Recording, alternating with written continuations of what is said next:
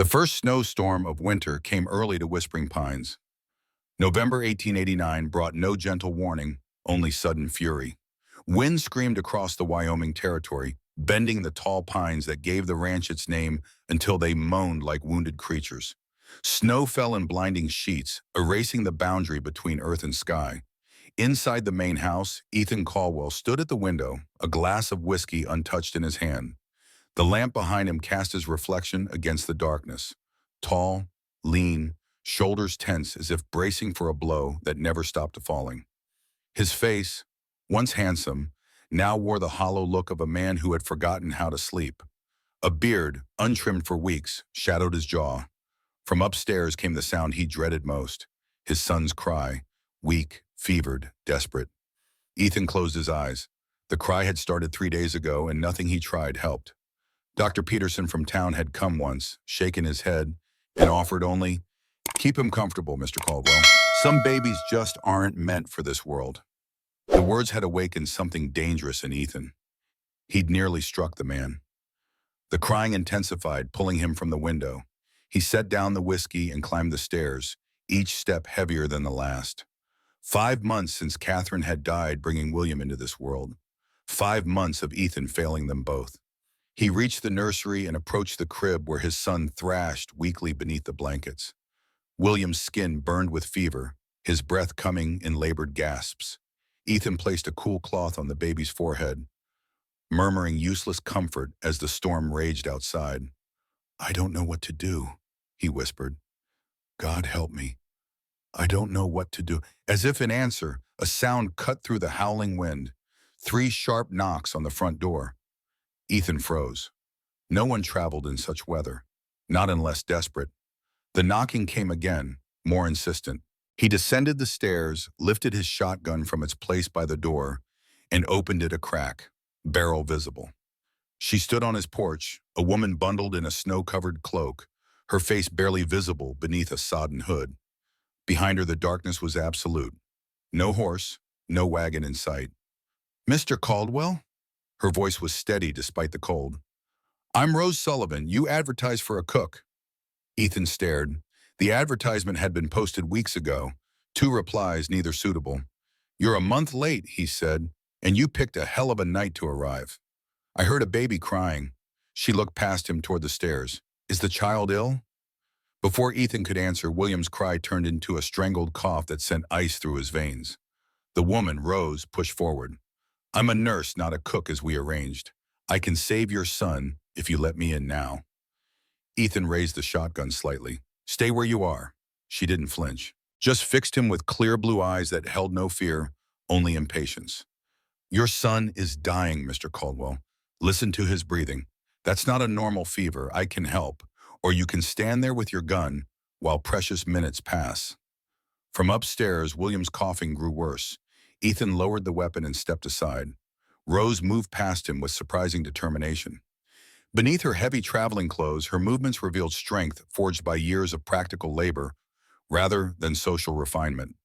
She shed her cloak and outer garments as she climbed the stairs, revealing a plain blue dress stretched across broad shoulders, her auburn hair escaping a simple bun. Ethan followed, watching as she bent over William's crib. Her hands, large but gentle, examined the child with practiced efficiency. She pressed an ear to his chest, felt his throat, checked his eyes and the inside of his mouth. "How long has he been like this?" she asked, not looking up. "Fever started 3 days ago. The coughing worsened tonight." Rose nodded, her face grim. "It's pneumonia, with fluid in his lungs. We need to break up the congestion immediately." She reached into a bag he hadn't noticed her carrying and withdrew small bottles and cloths. "I need hot water, as much as you can heat, clean towels, and whatever mustard you have in your kitchen." When Ethan hesitated, she looked up, her gaze direct. "Now, Mr. Caldwell, unless you'd rather I left." He turned without a word and hurried downstairs.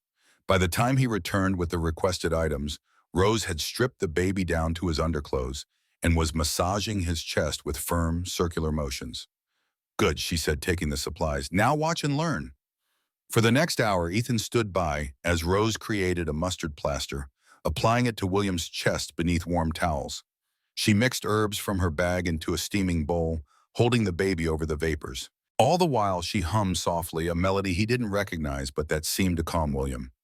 Gradually, miraculously, the baby's breathing eased. His coughing grew productive rather than desperate. The rigid tension in his tiny body began to relax.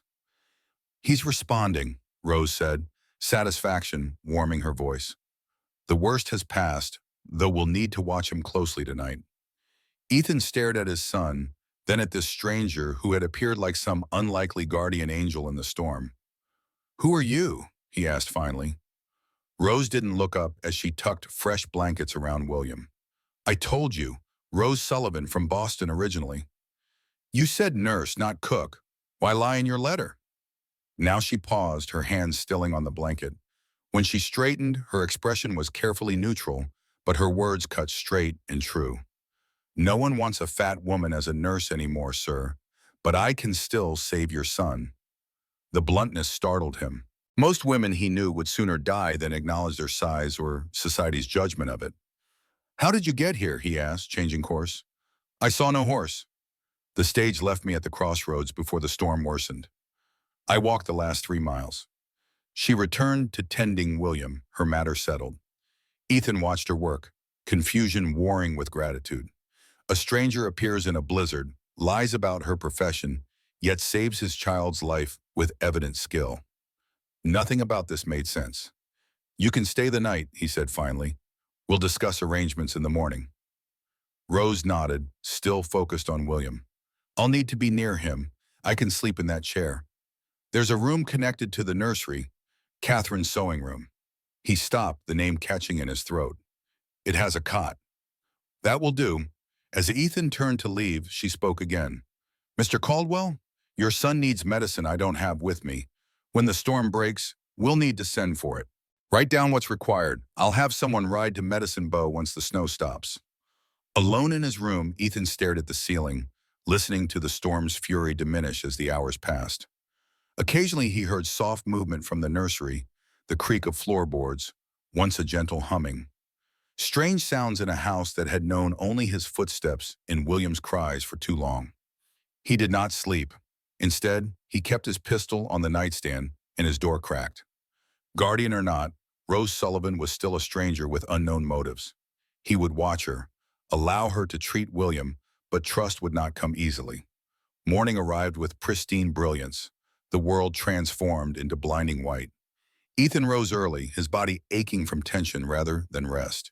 He checked his son first. The sight stopped him in the doorway. William lay peaceful in his crib, his breathing easy, color returned to his cheeks. And Rose Sullivan sat slumped in the rocking chair beside him, her large frame awkward in the delicate furniture. She dozed off while keeping vigil, her head tilted at an uncomfortable angle, one hand still resting on the edge of the crib. For the first time, Ethan noticed details. The lines of exhaustion around her eyes, suggesting she was older than he'd first thought, perhaps early 30s. The calluses on her hands, the neat mending on her worn dress, a woman accustomed to hard work and little luxury. He cleared his throat. Rose woke instantly, straightening and blinking sleep from her eyes. She checked William before acknowledging Ethan. "His fever broke around 4, she reported. "The congestion is much improved, though he'll need careful monitoring for at least a week."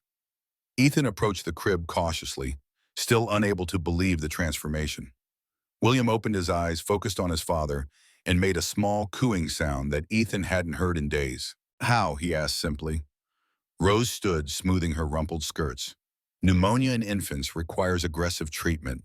The medicines from my bag contain herbs that break up fluid in the lungs.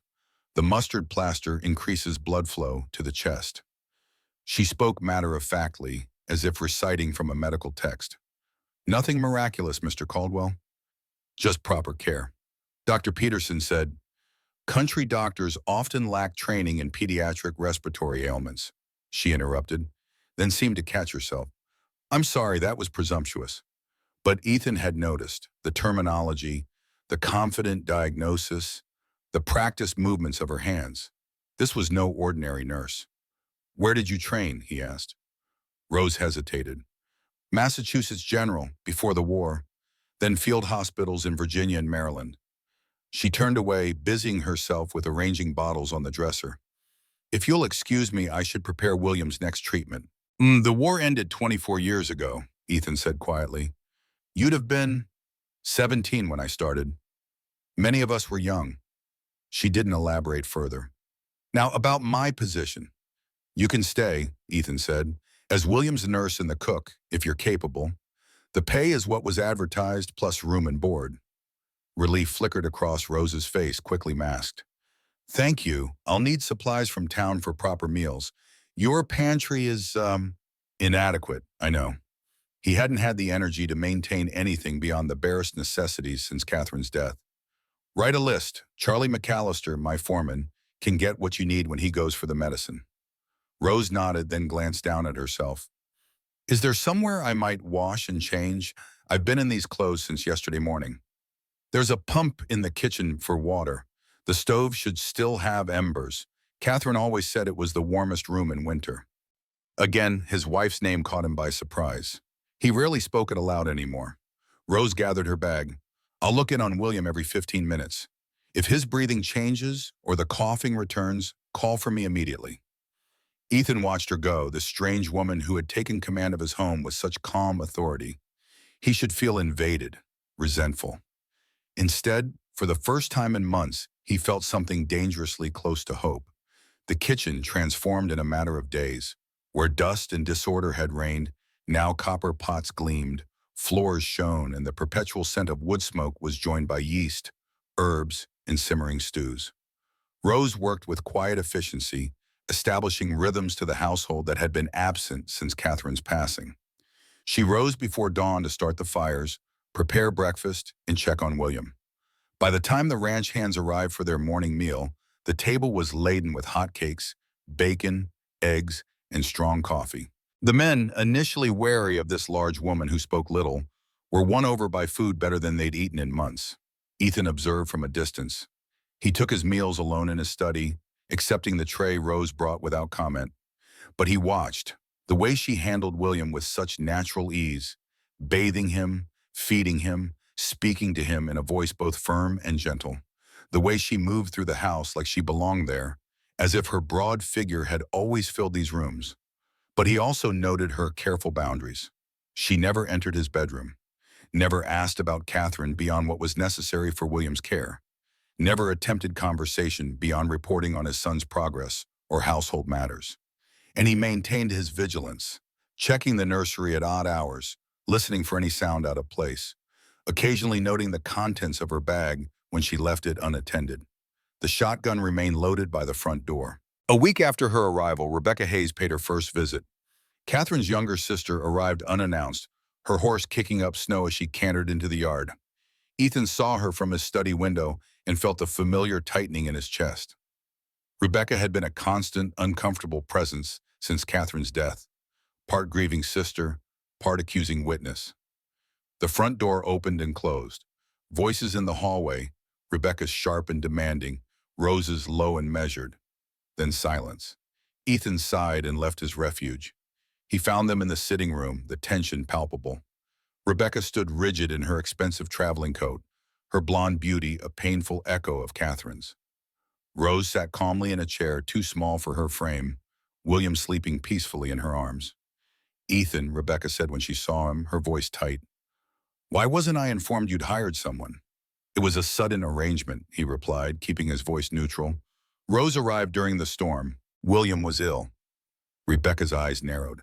And now she's acting as both nurse and nanny, holding my sister's child as if— Your nephew nearly died of pneumonia, Miss Hayes, Rose interrupted, her voice quiet but firm. He requires constant care to prevent relapse. Rebecca turned to Rose, her gaze scathing as it traveled from Rose's plain face to her substantial figure. And you are qualified for this how, exactly? You're obviously not a trained nursemaid. Ethan saw a flash of something in Rose's eyes, not hurt, but a banked fire quickly controlled. I was a nurse during the war between the states, Rose said simply. I've treated far worse than infant pneumonia. Rebecca's laugh was sharp. The war? That would make you old enough to know better than to wake a recovering baby with unnecessary noise. Rose finished, rising smoothly from her chair. If you'll excuse me, I need to prepare William's medicine. She left the room with quiet dignity, the baby still sleeping against her shoulder. Rebecca turned on Ethan immediately. Have you lost your mind, bringing a strange woman into this house, letting her care for Catherine's child? She saved his life, Ethan said, when Dr. Peterson had given up hope. And you believe her story? This convenient arrival during a blizzard? Her mysterious medical skills? Rebecca moved closer, lowering her voice. Ethan, she could be anyone. A thief, a madwoman. You know nothing about her. I know she didn't have to stop when she heard William crying. She could have continued to town, found other employment. Or perhaps that was her plan all along, to ingratiate herself by appearing to save him. Rebecca placed a hand on his arm. It's been 5 months, Ethan. You're not thinking clearly. Grief makes us vulnerable. Ethan removed her hand gently but firmly. William is thriving for the first time since Catherine died. That's what matters to me now. Rebecca's expression hardened. I see. Well, don't say I didn't warn you. She gathered her gloves and hat. I'll return next week to check on my nephew. Perhaps by then you'll have come to your senses. After she left, Ethan found Rose in the kitchen, William now awake and cooing in a basket lined with soft blankets. She was kneading bread dough with strong, practiced movements. Her sleeves rolled to the elbows, flour dusting her forearms. I apologize for my sister-in-law, Ethan said, pausing at the doorway. She and Catherine were close. Rose didn't look up from her work. No need for apologies. Her concerns are natural. Nevertheless, her manner was unnecessarily harsh. Now Rose glanced up, her expression unreadable. I'm used to much worse, Mr. Caldwell. Ethan frowned. You should call me Ethan. Mr. Caldwell makes me feel like my father. A small smile touched Rose's lips, the first he'd seen. Very well, Ethan. Something about hearing his name in her voice made him unexpectedly uncomfortable. He changed the subject. William seems much improved. He is. The medicine from town helped considerably. She turned the dough and continued kneading. He's a strong boy. He wants to live. The simple statement hit Ethan with surprising force. Wants to live. As if his son had chosen to fight. To stay. Thank you, he said finally, for saving him. Rose nodded, acknowledging but not dwelling on his gratitude. Dinner will be ready at 6. I've made beef stew with the last of the root vegetables. We'll need more soon. It was a dismissal, gentle but clear. Ethan left her to her work, puzzled by this woman who accepted both Rebecca's disdain and his thanks with the same quiet equilibrium. Later that night, the first real winter storm arrived. Not the brief blizzard of Rose's arrival, but the deep, penetrating cold that would hold the territory in its grip for months. Wind found every crack in the old ranch house, whistling through gaps in the timber, rattling windows in their frames. Ethan sat in his study, a fire blazing in the hearth, ledgers open on his desk. The ranch accounts demanded attention. Bills from Catherine's final illness remained unpaid. The fall cattle sales had brought less than hoped, and winter always strained resources. A sound from the hallway caught his attention. Rose, passing with a lantern, checking windows and doors as the storm intensified. She paused when she saw light beneath his study door, then continued on her rounds. Minutes later, a commotion from the kitchen drew him from his desk. He found Rose standing on a chair, pressing a cloth against a leak in the ceiling, where water dripped steadily into a bucket. The northwest corner always leaks in heavy snow, he said, startling her. I meant to repair it before winter. Rose glanced down at him. You'll need to. The water will damage the ceiling beams if it continues. Here, let me. He took the cloth from her hand, their fingers brushing briefly. Hers were warm despite the chill in the room. Rose stepped down from the chair, moving aside to give him space. Thank you. I was managing, but you're taller. You seem to manage most things, he observed, pressing the cloth into the leaking corner. Necessity teaches adaptability, Mr. Ethan. He glanced at her. You've had to adapt often? Rose's expression closed slightly. Everyone does. Life rarely follows the paths we expect. She picked up her lantern. If you'll hold that in place, I'll fetch the tin patch from the mudroom. Charlie showed me where the repair supplies are kept. When she returned with the materials, they worked together in silence to secure the temporary patch. It was oddly comfortable, this quiet cooperation, each anticipating the other's needs without discussion. There, Ethan said when they finished. It won't last the season, but it'll hold for tonight. Rose nodded, gathering the wet cloths. I should check on William. The change in pressure from the storm might affect his breathing. I'll come with you. The nursery was chilly despite the small stove in the corner. William slept soundly in his crib, bundled in the extra blankets Rose had added. His breathing was even, his face peaceful. Rose placed a gentle hand on his forehead, nodded with satisfaction, then adjusted the blankets. He's doing well. The fever hasn't returned. Ethan watched her tend to his son with such natural care. You're good with him. A shadow crossed her face. I've had practice. Before he could ask what she meant, the wind rose to a howl, rattling the windows with sudden fury.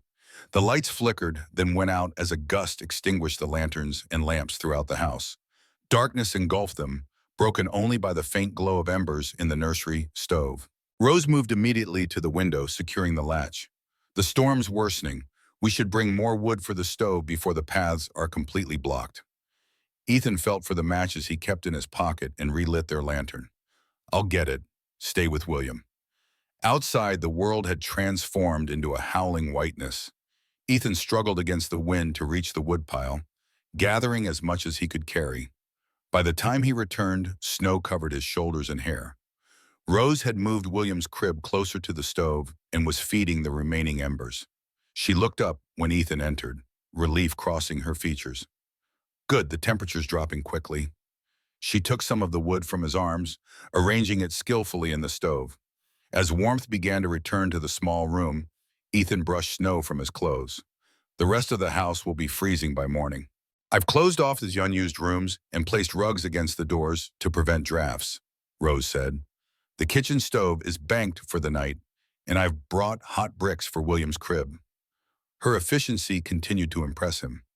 Catherine, for all her virtues, had been unprepared for the practical realities of ranch life. Born to comfort in Boston, she'd tried valiantly but never quite mastered the harsh demands of Wyoming winters. You've lived in the West before, he observed. Rose nodded, settling into the rocking chair beside William's crib. Colorado briefly, Montana for 2 years, Idaho last winter. Moving often? Work takes me where it's available. She pulled a shawl around her shoulders, her expression neutral. Not many permanent positions for women like me. There it was again, that straightforward acknowledgement of her appearance and its limitations. No self-pity, just fact. The wind moaned around the eaves, and William stirred slightly before settling back to sleep. Ethan remained standing, unsure whether to leave or stay. You should get some rest, Rose said quietly. I'll watch him through the night. You need sleep too. I'm accustomed to night vigils. Go, Ethan. Your son is safe with me. Still he hesitated. Not from distrust now, but something else he couldn't name. The storm, the darkness, the isolation. It created a strange intimacy, this shared responsibility in the night. I'll stay a while, he said finally, lowering himself onto the small bench beneath the window. Rose didn't argue. They sat in silence as the storm raged, the only sounds William's soft breathing and the crackle of the fire. Occasionally Rose would rise to check the baby or add wood to the stove, her movements calm and practiced. Ethan found himself watching her hands, strong, capable, gentle when they touched his son. They were not beautiful hands in the conventional sense, but something about their sure movements spoke of a deeper beauty, one of purpose and care. The song you were humming, he said suddenly, when you were treating William that first night, what was it? Rose looked surprised at the question. An old Irish lullaby. My grandmother taught it to me. I don't recognize the melody. It wouldn't be known here. It's in Gaelic, a song about a child lost in the forest who finds his way home by following the sound of his mother's voice. Would you? Ethan paused, uncertain why he was asking. Would you sing it? Rose studied him for a long moment, then began to sing softly. The language was unfamiliar to Ethan's ears, the melody haunting. Her voice, unlike her speaking tone, was surprisingly delicate, clear, and sweet in the darkness. The song washed over him, words he couldn't understand carrying emotion he felt too clearly, longing, comfort, the promise of return.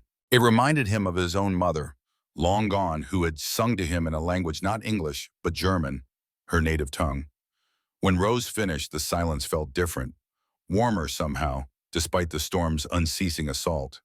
"It's beautiful," Ethan said quietly.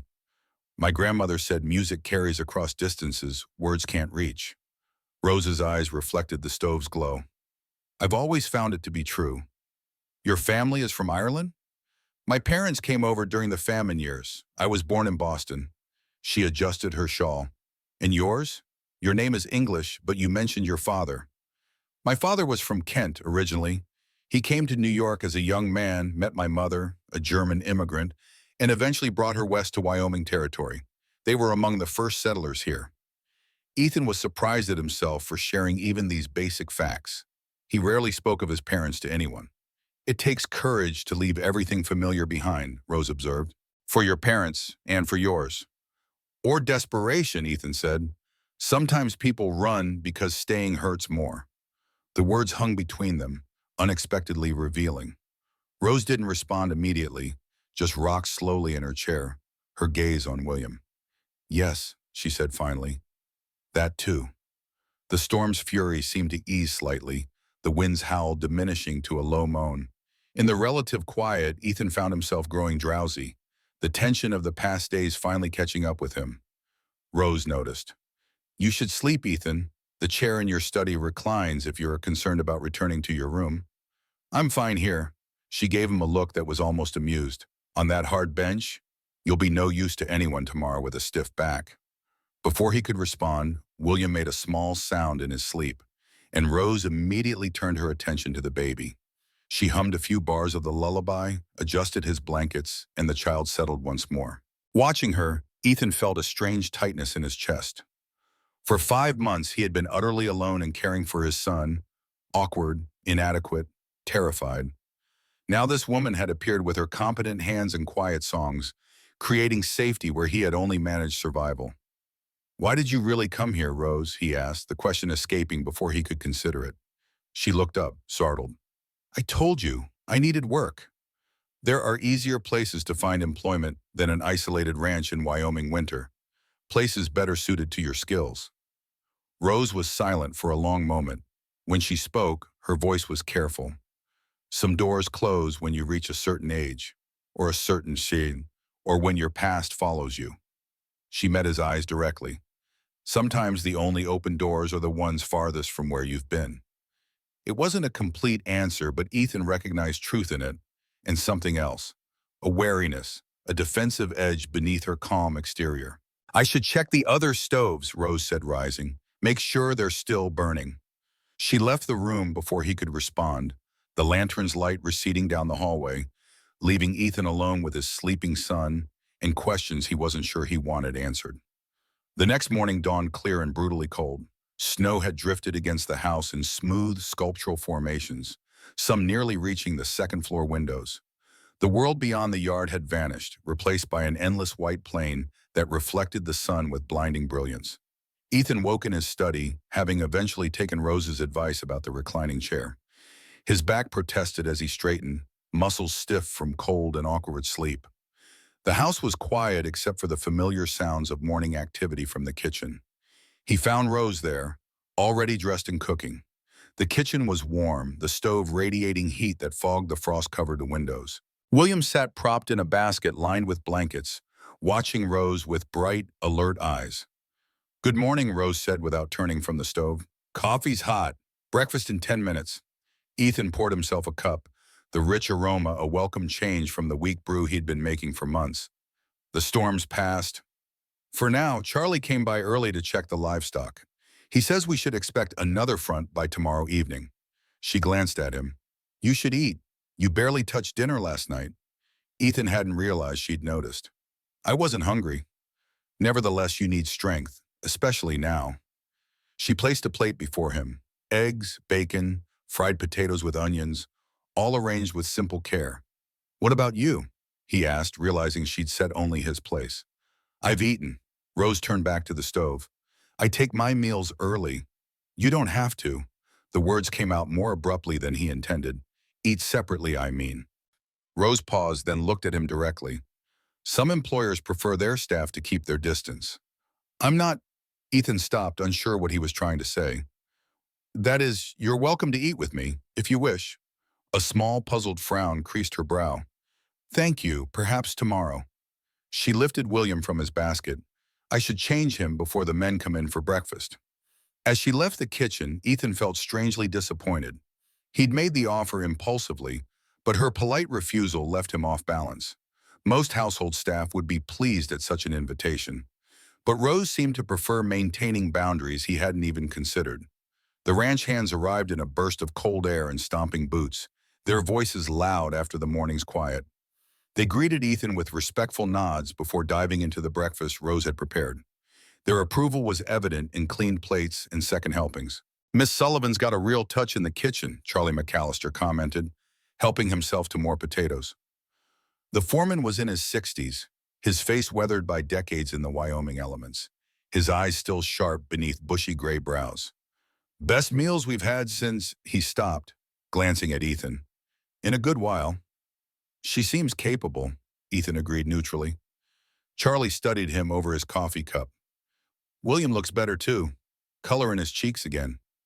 He hesitated. Miss Hayes isn't too pleased though, is she? Saw her riding out yesterday like the devil was on her heels. Ethan sighed. Rebecca has opinions about how things should be run here. She always did. Charlie had been with the ranch since Ethan's father's time. He was one of the few who spoke freely to Ethan, their shared history permitting a frankness others avoided. Miss Hayes never thought any woman was good enough for you, not even her own sister. The observation startled Ethan. Catherine and Rebecca were close. Sure, when Catherine did as Rebecca thought she should. When she didn't, Charlie shrugged. Just saying, boss. Miss Hayes has her own ideas about this place and about William. Before Ethan could respond, Rose returned with the baby. The men straightened immediately, their conversations shifting to safer topics. Weather, cattle, repairs needed after the storm.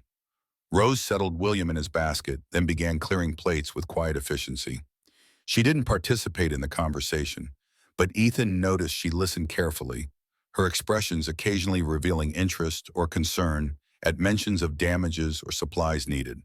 When the men had gone, Rose approached Ethan with a list written in a neat, educated hand. Things we'll need from town when the road's clear.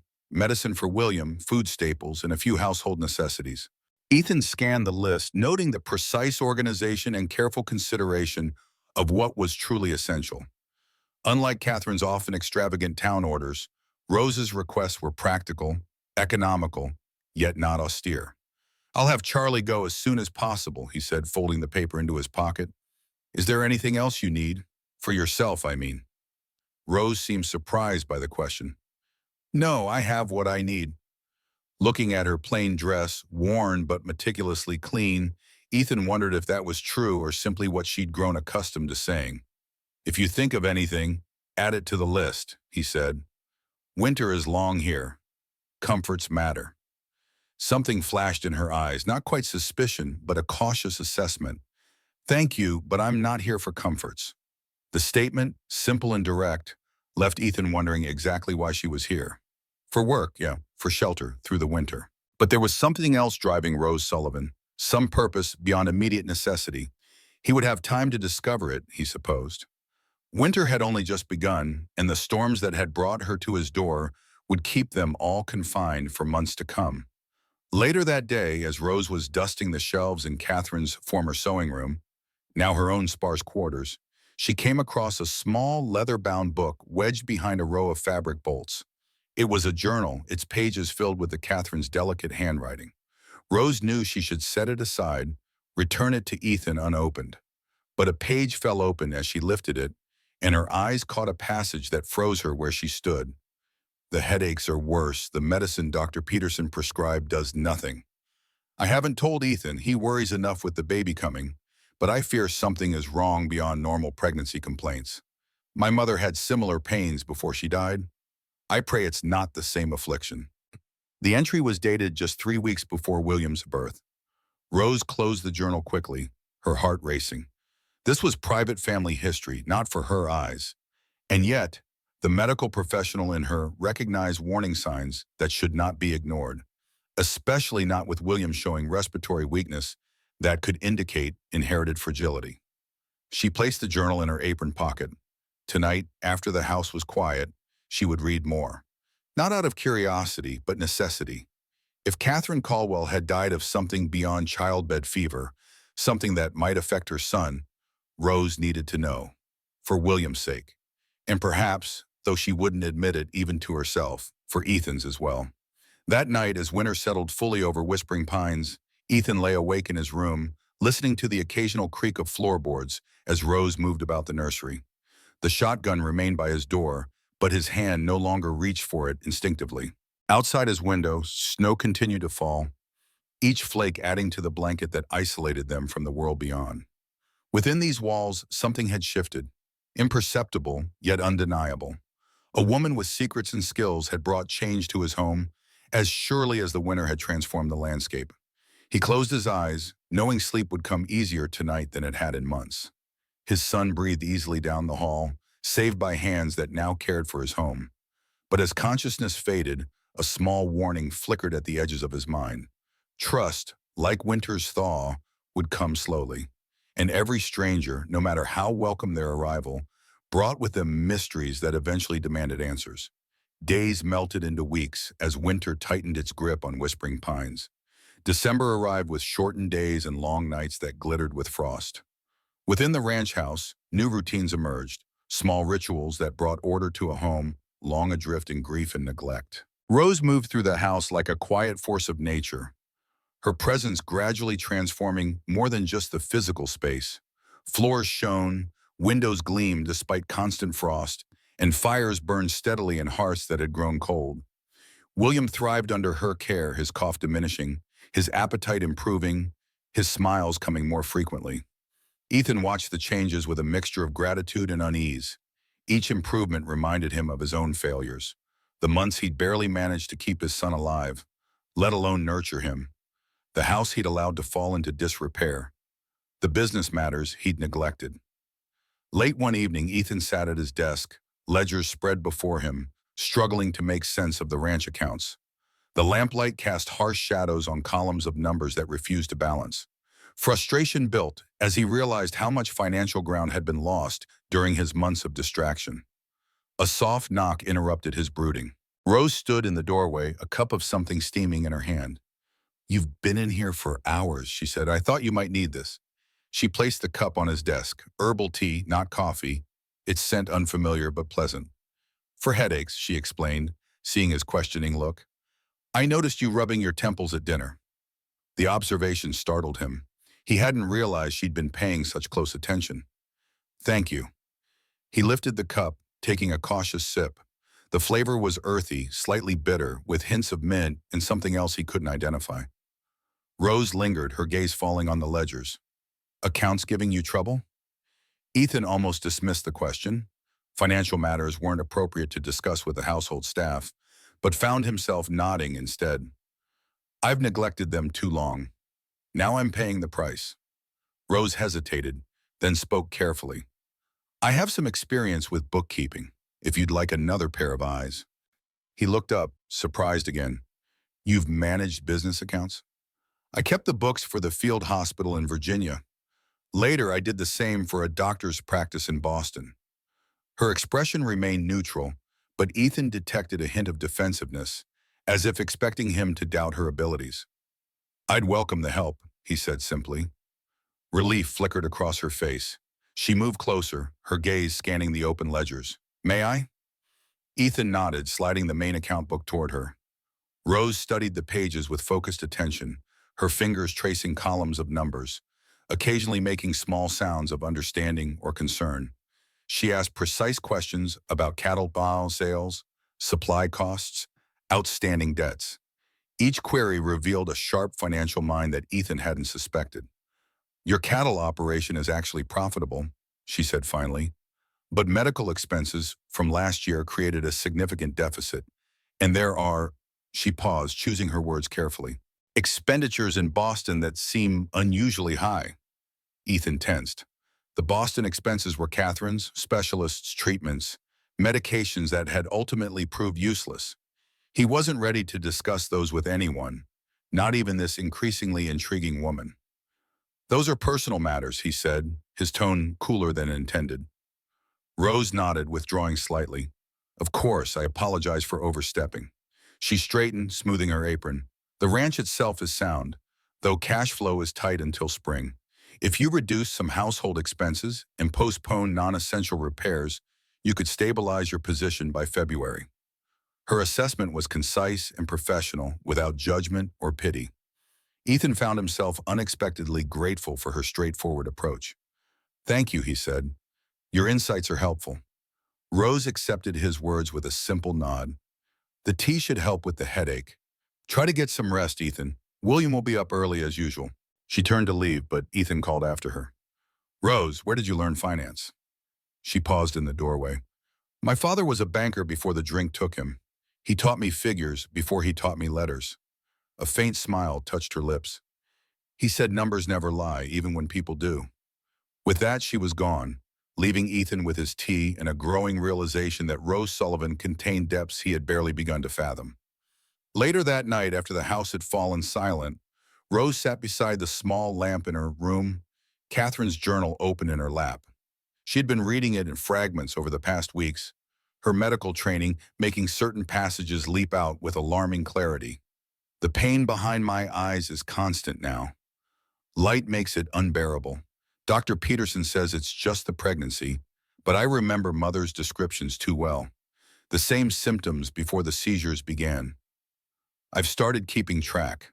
The headaches come most severely after any exertion.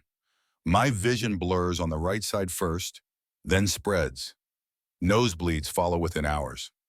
I've written to my old doctor in Boston. I know what he will say. The Carmichael women have always been prone to brain ailments. My grandmother, my mother, now me. I pray the child is a boy. I couldn't bear passing this curse to a daughter."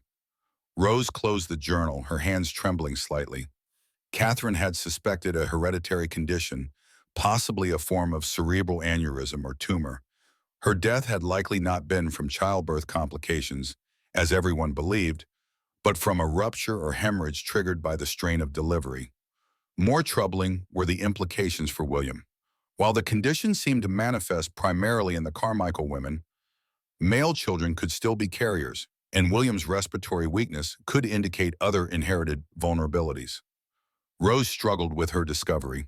Medical ethics demanded she inform Ethan about potential risks to his son's health, but doing so meant admitting she had read his dead wife's private thoughts, a violation that could destroy the fragile trust building between them.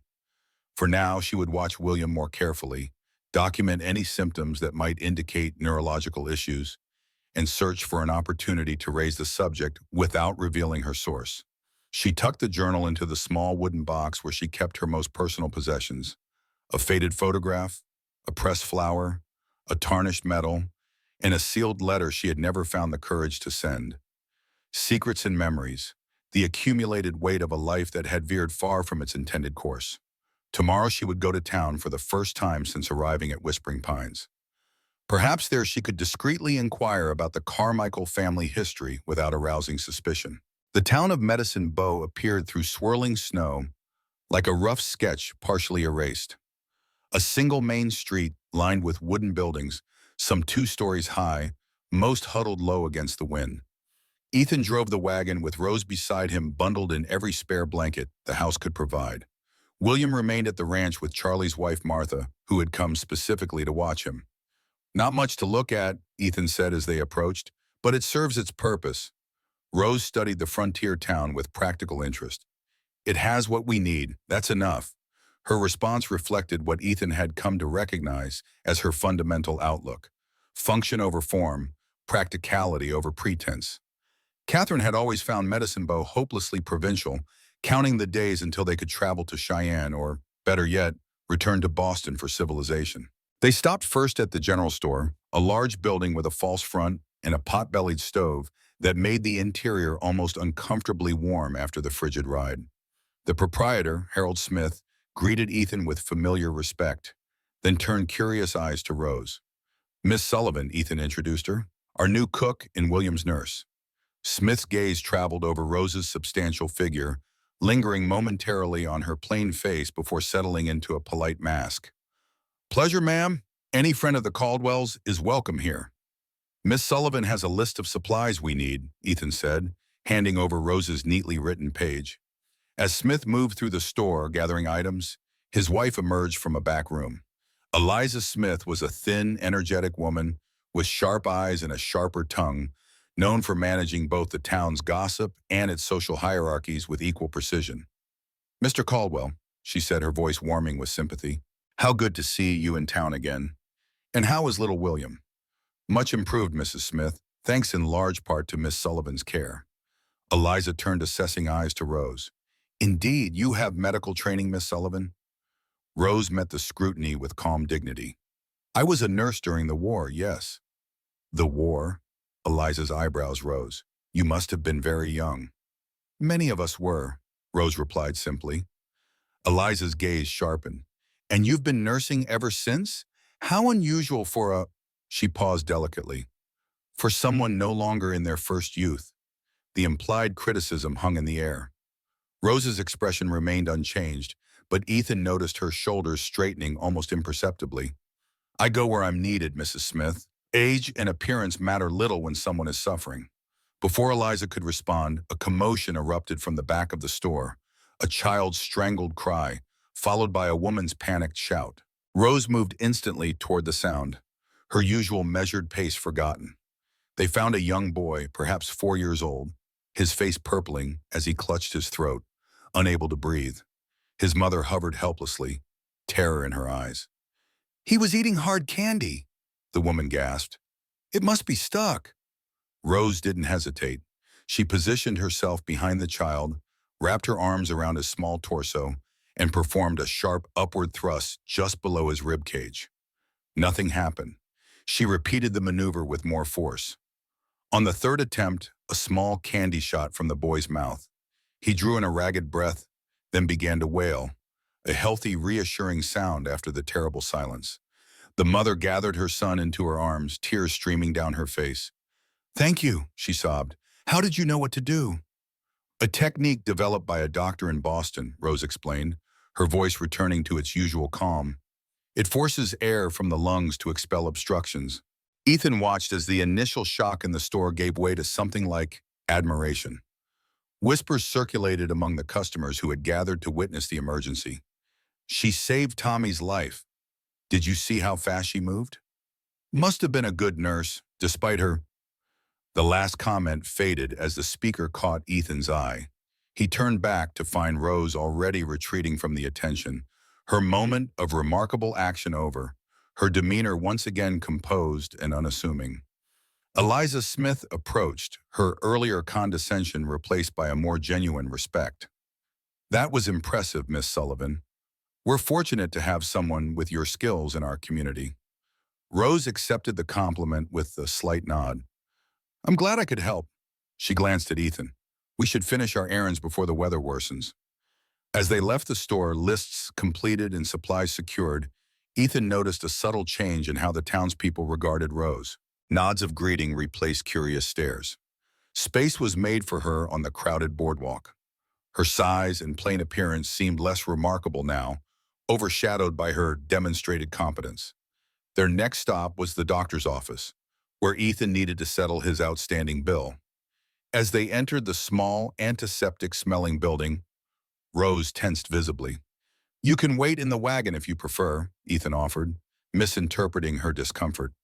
No, she said firmly. I want to speak with Dr. Peterson about William's care.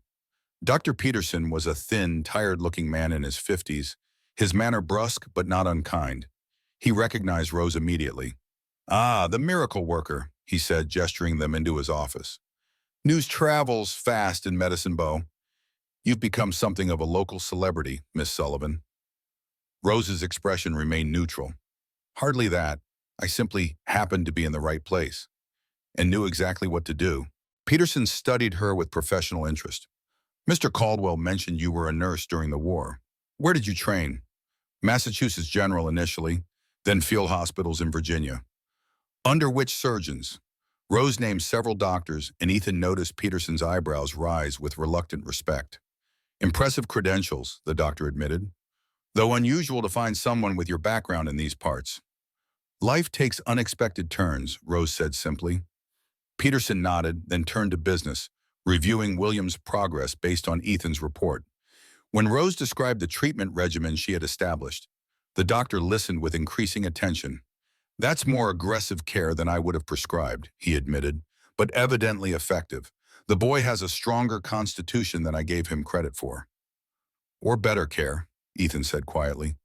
Peterson acknowledged the implied criticism with a slight frown. Medicine is not an exact science, Mr. Caldwell, particularly in these frontier conditions. Rose intervened smoothly. Doctor, I wanted to ask about the Carmichael family history. Mrs. Caldwell mentioned concerns about hereditary conditions. For William's sake, I'd like to know more. Ethan looked at her sharply. Catherine discussed her family's health with you? Rose met his gaze steadily. She left notes about her concerns. I found them while organizing William's things. It wasn't exactly a lie, but Ethan sensed she wasn't telling the complete truth. Before he could press further, Dr. Peterson sighed heavily. The Carmichaels have a history of cerebral hemorrhage, particularly among the women. Catherine's mother died of one at 32. I warned Catherine that pregnancy might increase her risk, but she was determined to have a child. Ethan felt as if the floor had dropped beneath him. You knew she was at risk, and you never told me? Peterson looked uncomfortable. Doctor-patient confidentiality, Mr. Caldwell. Catherine specifically asked me not to worry you. She believed the joy of motherhood was worth any risk. The revelation struck Ethan like a physical blow.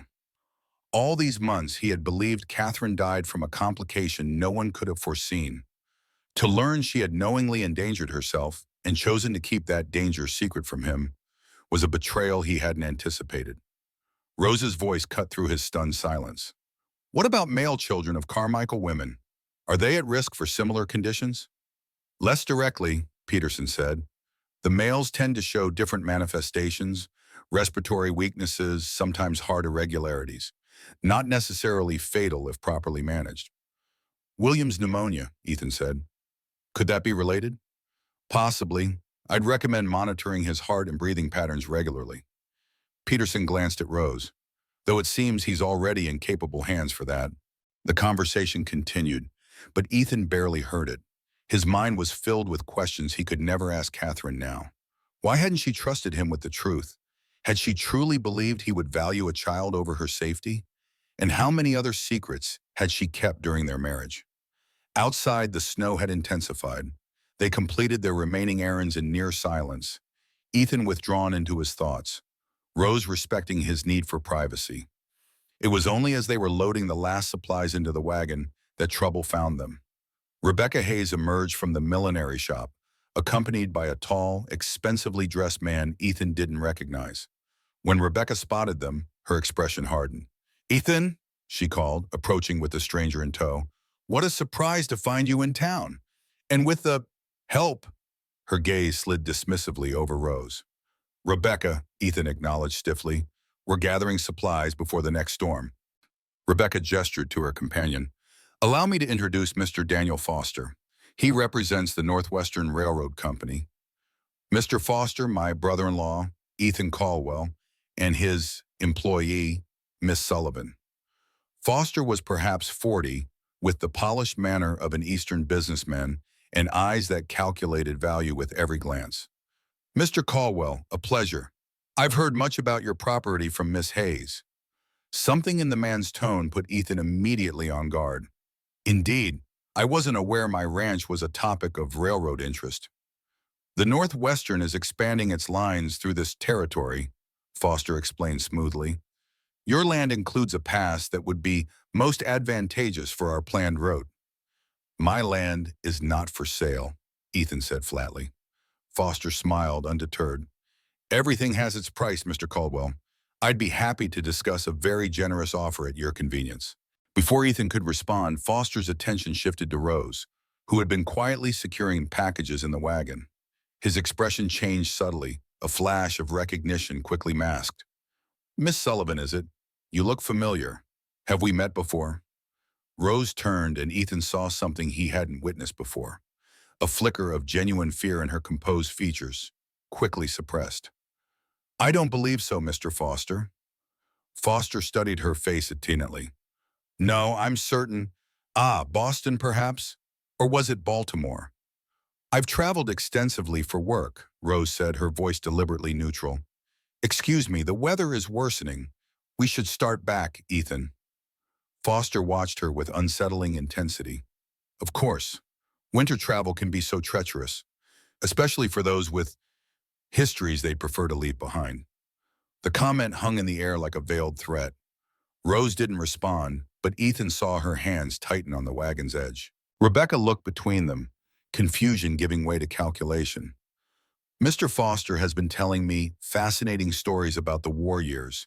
He worked in military administration, keeping records of hospital staff, supplies, personnel issues. Ancient history now," Foster said, though his eyes remained fixed on Rose. "Though some stories have a way of resurfacing. Don't they, Miss Sullivan?" Rose met his gaze directly.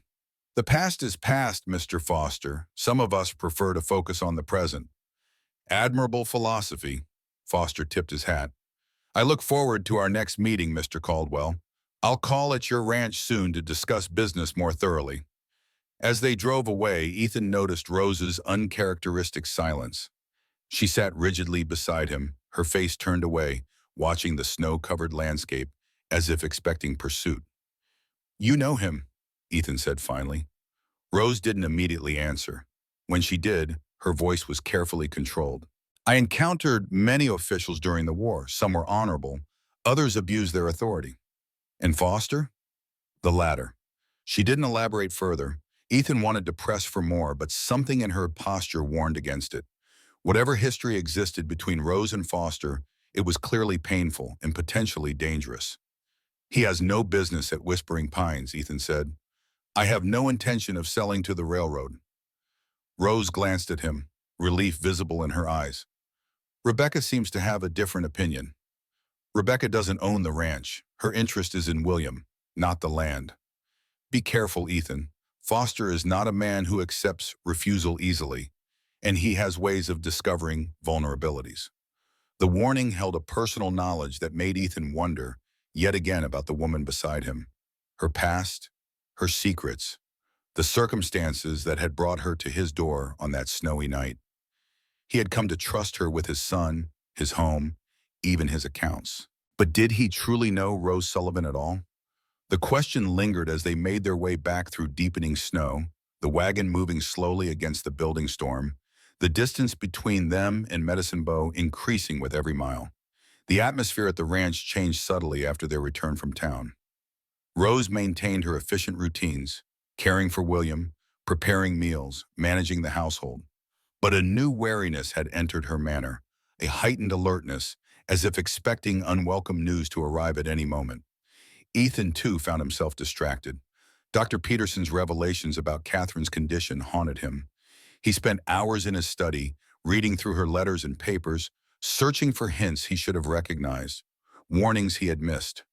The woman he had married, the woman he thought he had known completely, had hidden a critical part of herself from him, had made life-altering decisions without including him. The betrayal cut deeper than he could have anticipated. One evening, nearly a week after their trip to town, Ethan discovered Rose in Catherine's former sewing room, now her own quarters. She was sorting through a chest of Catherine's belongings that Ethan had never had the heart to pack away. "I'm sorry," Rose said when she saw him in the doorway. "I needed more space for William's things and thought these could be stored in the attic." Ethan should have been angry at the presumption. Instead, he found himself oddly relieved that someone was finally addressing what he had been unable to face. "It's all right," he said. "They're just things now." Rose studied him for a moment. "Not just things, memories. It's why they're so difficult to sort." The simple understanding in her voice loosened something in his chest. "Catherine kept everything. Letters, ribbons, programs from concerts we attended. As if she was creating an archive of our life together." He picked up a small enameled box from the chest. "I never understood why it mattered so much to her. Perhaps she wanted to ensure she wouldn't be forgotten." Rose's hands stilled on the fabric she was folding. We all fear disappearing without a trace. Ethan looked at her, struck by the observation. Is that what you fear, Rose? She met his gaze steadily. I've made peace with it. Not everyone leaves behind keepsakes or children to remember them. Some of us simply do what good we can while we're here. The quiet dignity in her words moved him unexpectedly. Before he could respond, her attention shifted to something at the bottom of the chest. What's this? She lifted out a carefully wrapped package, its brown paper yellowed with age. As she unfolded it, a dress emerged, deep emerald green silk with delicate pearl beading along the modest neckline. It was clearly expensive, yet simpler in design than Catherine's usual taste. I don't recognize it, Ethan said, frowning. Catherine preferred blues and pinks. I don't recall her ever wearing green. Rose held the dress up, its lustrous fabric catching the lamplight. It's beautiful, and never worn from the look of it. Ethan reached out to touch the material, and as he did, a small envelope fell from its folds. He picked it up, turning it over to find his mother's handwriting on the front. For my daughter on the birth of her first child. His breath caught. It was my mother's, a gift for Catherine that she never received. Rose looked at him questioningly. My mother left when I was 10, Ethan explained, the old pain dulled by time but never quite healed. She found ranch life too isolating, too primitive compared to the society she'd known in New York. She returned east to pursue a singing career she'd abandoned for marriage. He turned the envelope over in his hands. I had no idea she'd sent anything for Catherine. When was this sent? Rose asked gently. It must have been after William was born. My father never mentioned it. Ethan stared at the dress, memories stirring. Green was her color. She always said it matched her eyes. Rose carefully rewrapped the dress. I'm sorry, I shouldn't have uncovered something so personal. No, Ethan said. I'm glad you found it. It's been hidden too long. He took the package from her hands, like too many things in this house. Their fingers brushed in the exchange, and Ethan was suddenly aware of how close they were standing, of the intimacy of sharing such a private discovery. Rose seemed to realize it too, stepping back slightly, her professional demeanor reasserting itself. I should finish here, she said. It's nearly time for William's evening feeding. Ethan nodded, clutching his mother's package. Of course. Thank you, Rose, for... He gestured vaguely at the partially organized room. For bringing order to what I couldn't face. She accepted his gratitude with a simple nod, but as he turned to leave, she spoke again. Ethan, the dress should be preserved properly. It's too fine to remain forgotten in a chest. He looked back at her. What would you suggest? Display it, not as a shrine to the past, but as a connection to it. Your mother's gift deserves to be seen, even if never worn. The suggestion surprised him, yet felt right. I'll consider it. Good night, Rose. Good night, Ethan. As he walked back to his study, clutching his mother's last communication, Ethan realized something had shifted between them. Rose had seen his pain, both old and new, and offered not pity, but practical compassion. He was beginning to understand her particular gift. January brought the harshest cold of the season. Temperatures plummeted until metal cracked, and even the snow seemed frozen in place. No longer drifting, but fixed in sculpted formations around the ranch buildings. Inside, the house remained warm through Rose's constant attention to fires and insulation. William continued to thrive, his earlier respiratory issues fading as he grew stronger. Ethan found himself spending more time in the kitchen and nursery, drawn by the comfort of Rose's steady presence. Their conversations, initially limited to household matters and William's care, gradually expanded. They discussed books. Rose was surprisingly well-read, though she admitted to having little time for reading these days. They talked of the war years, carefully navigating around topics that seemed to cause her pain. Occasionally, they even shared stories of their childhoods, Ethan's early years on the ranch, Rose's girlhood in Boston's Irish community. What they didn't discuss was Foster's threatened visit or the tension that had sprung up between them since the discovery of his mother's dress. Both subjects remained carefully avoided, though Ethan often caught Rose watching the road with apprehensive eyes. The anticipated confrontation finally had arrived on a brutally cold afternoon in late January. Ethan was in the barn with Charlie, discussing spring breeding plans, when a sleek cutter pulled by two matched bays approached. Daniel Foster sat upright in the driver's seat, impeccably dressed despite the weather, a porter beside him. "Looks like trouble," Charlie muttered. Ethan nodded grimly. "Let me handle this. And Charlie, keep an eye on Rose and William. If anything seems amiss, get them out of the house." Charlie gave him a sharp look. "You expecting violence, boss?" "I'm not expecting anything, but I don't trust Foster." As the cutter stopped before the main house, Ethan stepped forward to intercept Foster before he could reach the door. "Mr. Foster, this is an unexpected visit." Foster smiled, revealing even white teeth that reminded Ethan unpleasantly of a predator. "Mr. Caldwell, I did promise to call about the railroad's offer. May we step inside? The cold is quite penetrating." "My office is in the barn," Ethan lied smoothly. "We can speak there." Foster's smile faltered slightly. "I had hoped to pay my respects to Miss Hayes. I understood she was staying with you." "Rebecca returned to Cheyenne last week. Family matters." Another lie, but one that might discourage Foster from pressing for entry to the house. "How unfortunate. And your charming employee, Miss Sullivan? I have some professional matters to discuss with her as well." Ethan's expression hardened. "Miss Sullivan is not available. Whatever business you have can be conducted with me." Foster studied him for a moment, calculation evident in his eyes. "Very protective, Mr. Caldwell. One might almost think Miss Sullivan means more to you than a mere employee." "One might think it's none of your concern," Ethan replied evenly. "Now, shall we discuss your railroad business, or did you come all this way for nothing?" Foster's smile returned, colder now. "Business, of course, though I find personal and professional matters often intertwine in the most interesting ways." He reached inside his coat and withdrew an envelope. "My company's offer for a right-of-way through your property. I think you'll find it most generous." Ethan took the envelope without opening it. "I'll review it and send my response." "I encourage you to accept, Mr. Caldwell. The railroad is coming through this territory one way or another. Those who cooperate prosper. Those who resist—" He shrugged eloquently. "Well, eminent domain can be such an unpleasant process." "Is that a threat?" "Merely an observation." Foster glanced toward the house. "I wonder what your neighbors would think if they knew the true nature of your household arrangement, or if certain facts about Miss Sullivan's past became public knowledge." Ethan stepped closer, his voice dropping. "Whatever game you're playing, Foster, leave Rose out of it." "Ah, Rose now, is it? How familiar." Foster's smile widened. "Did she tell you why she left Boston? Why a nurse with her training now hides in frontier kitchens?" "No." He leaned forward slightly. "Ask her about Dr. Harrison's son.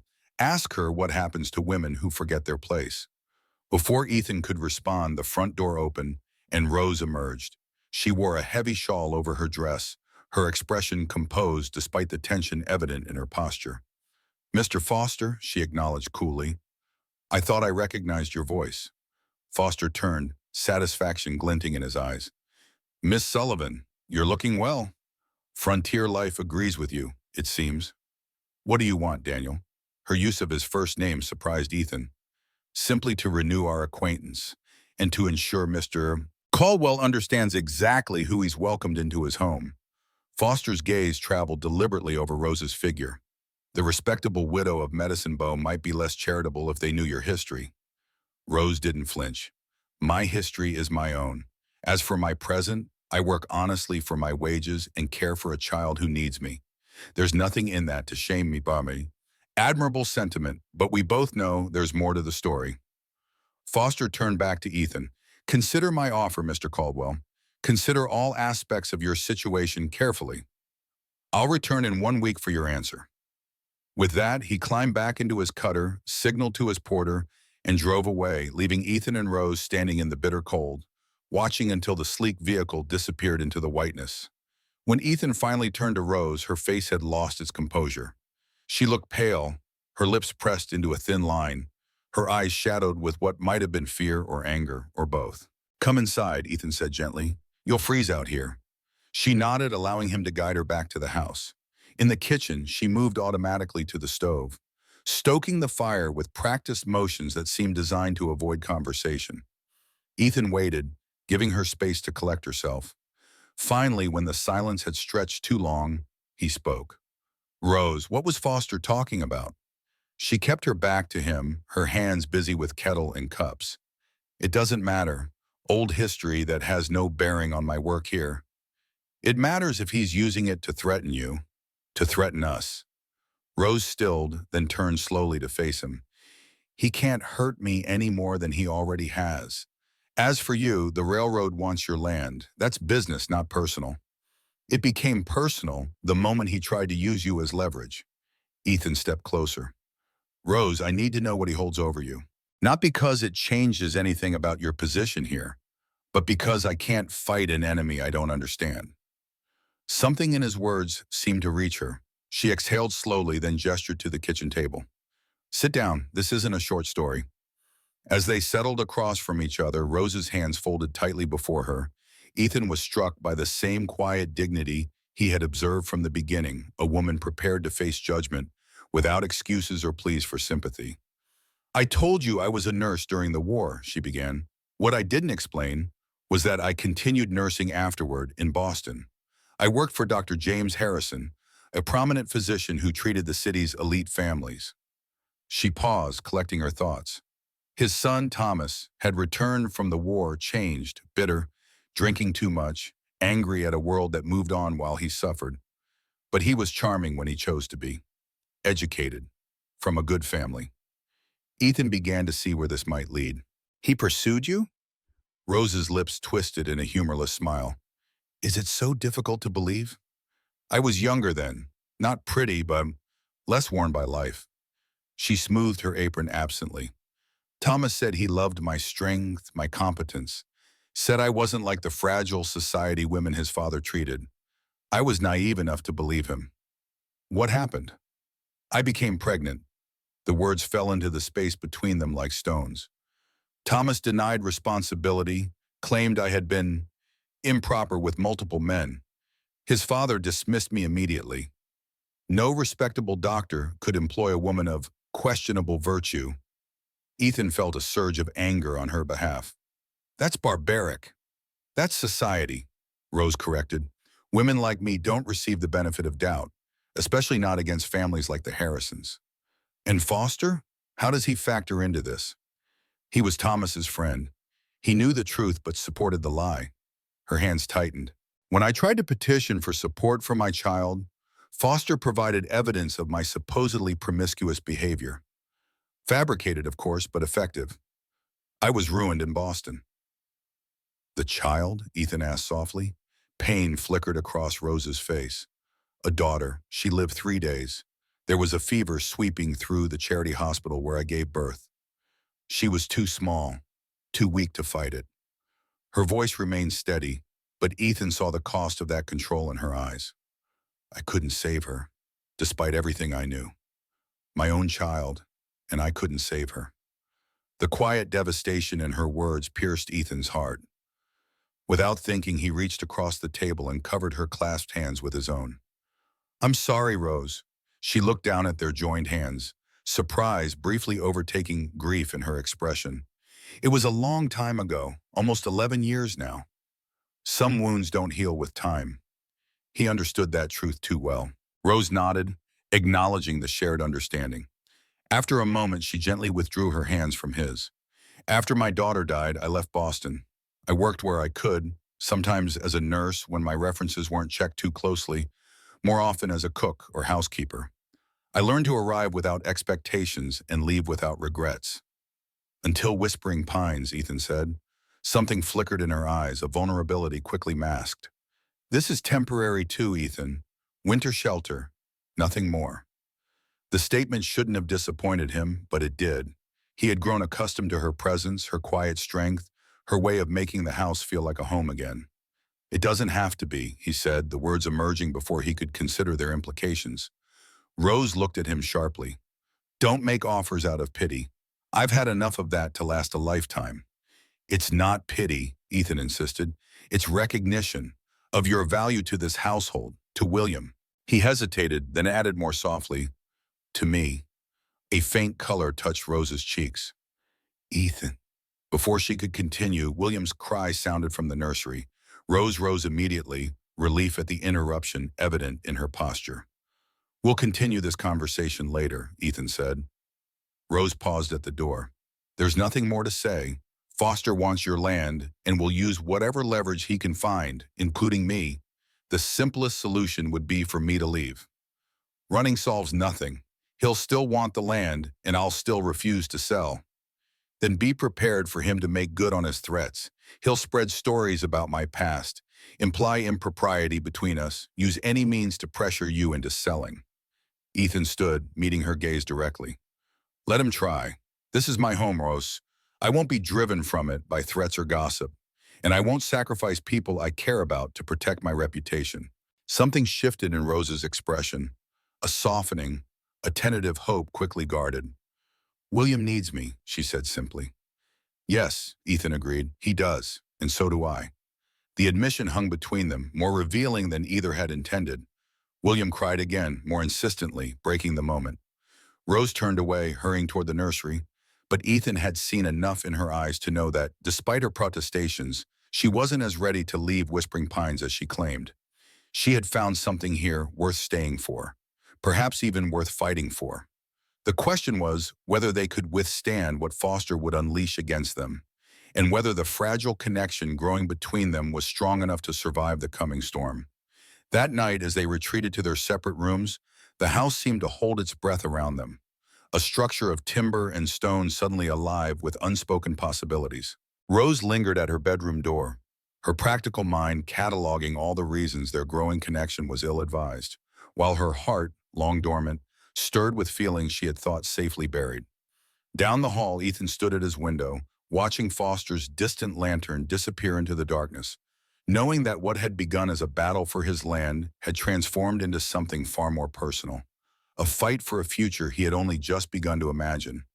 Between them, in his crib, William slept peacefully, unaware that the adults who cared for him stood at the edge of decisions that would reshape all their lives.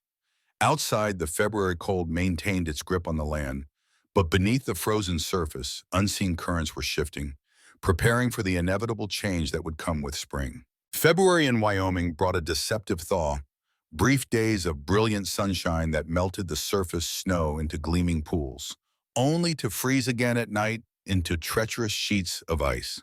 The false spring teased with promises it couldn't keep, much like the fragile peace that had settled over Whispering Pines in the wake of Foster's visit. A week passed with no further contact from the railroad man.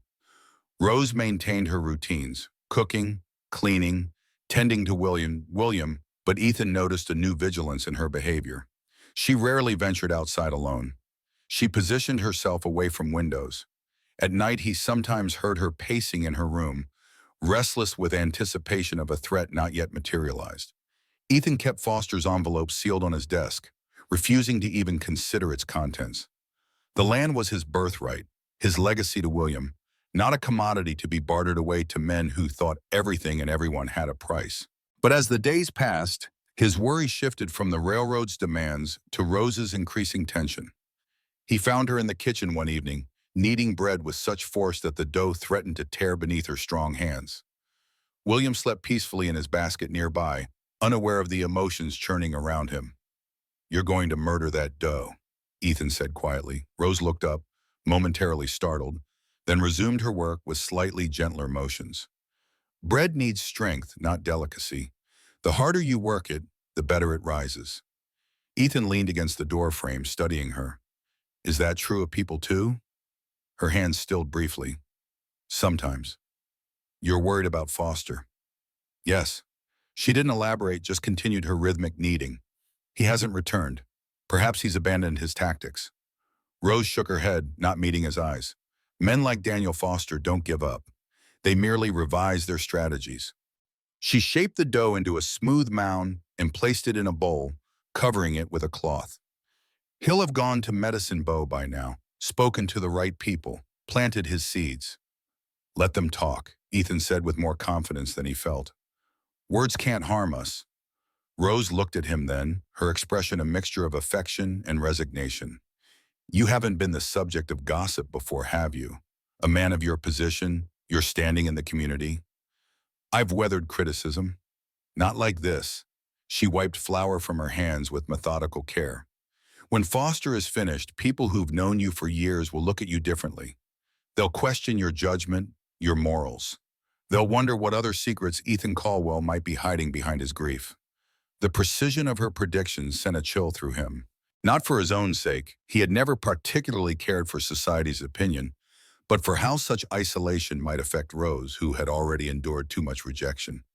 "We'll face it together," he said. Rose's eyes softened, but she shook her head.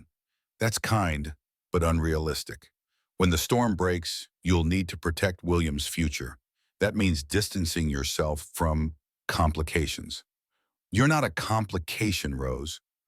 I'm a woman with a past that doesn't fit the respectable narrative. A woman whose presence in your home raises questions.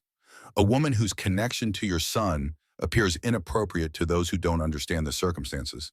She squared her shoulders. "When the time comes, I'll make it easy for you. I'll leave before any permanent damage is done to your reputation." Ethan crossed the kitchen in 2 strides, stopping just short of touching her. "I won't let you sacrifice yourself again. Not for me, not for anyone." Rose looked up at him, her composure faltering for a moment to reveal a vulnerability she rarely allowed herself. "It's not sacrifice if it's freely chosen, Ethan. And some choices are made long before we recognize them as such." The intimacy of the moment stretched between them. Fraught with unspoken feelings, neither was quite ready to name. William's soft sigh from his basket broke the tension, drawing Rose's attention back to her duties. "He'll need feeding soon," she said, her practical nature reasserting itself. "And the bread needs to rise by the fire." Ethan recognized the deliberate shift away from dangerous emotional territory. "Of course, but Rose, this conversation isn't finished." She nodded, not quite meeting his eyes again. "Few things ever are, in my experience. Life tends to interrupt the most important discussions." As if summoned by her words, a sharp knock sounded at the front door. Rose tensed instantly, her gaze flying to the window, though it was impossible to see the visitor from the kitchen. "Stay here," Ethan said quietly, moving toward the hallway. The knocking came again, more insistent. Ethan approached cautiously, keenly aware of how Foster had stood in this same spot just a week ago. He opened the door to find not the railroad man, but Charlie McAllister, his weathered face grave beneath his snow-dusted hat. "Charlie, what's wrong?" "You better come to town, boss," the foreman said, his voice low. "There's trouble brewing." "Foster's been talking. The Ladies' Aid Society is having some kind of emergency meeting at the church. Something about moral concerns at Whispering Pines." Ethan felt a cold that had nothing to do with the February air. "What exactly is being said?" Charlie looked uncomfortable. "Nothing specific to my face. They know I'm loyal to you. But Martha heard whispers about Miss Sullivan's past. Inappropriate relations with a doctor's son back east. A child born out of wedlock. And now," he hesitated, "now supposedly taking advantage of a widower's grief to establish herself in a position of influence." The accusations were exactly as Rose had predicted.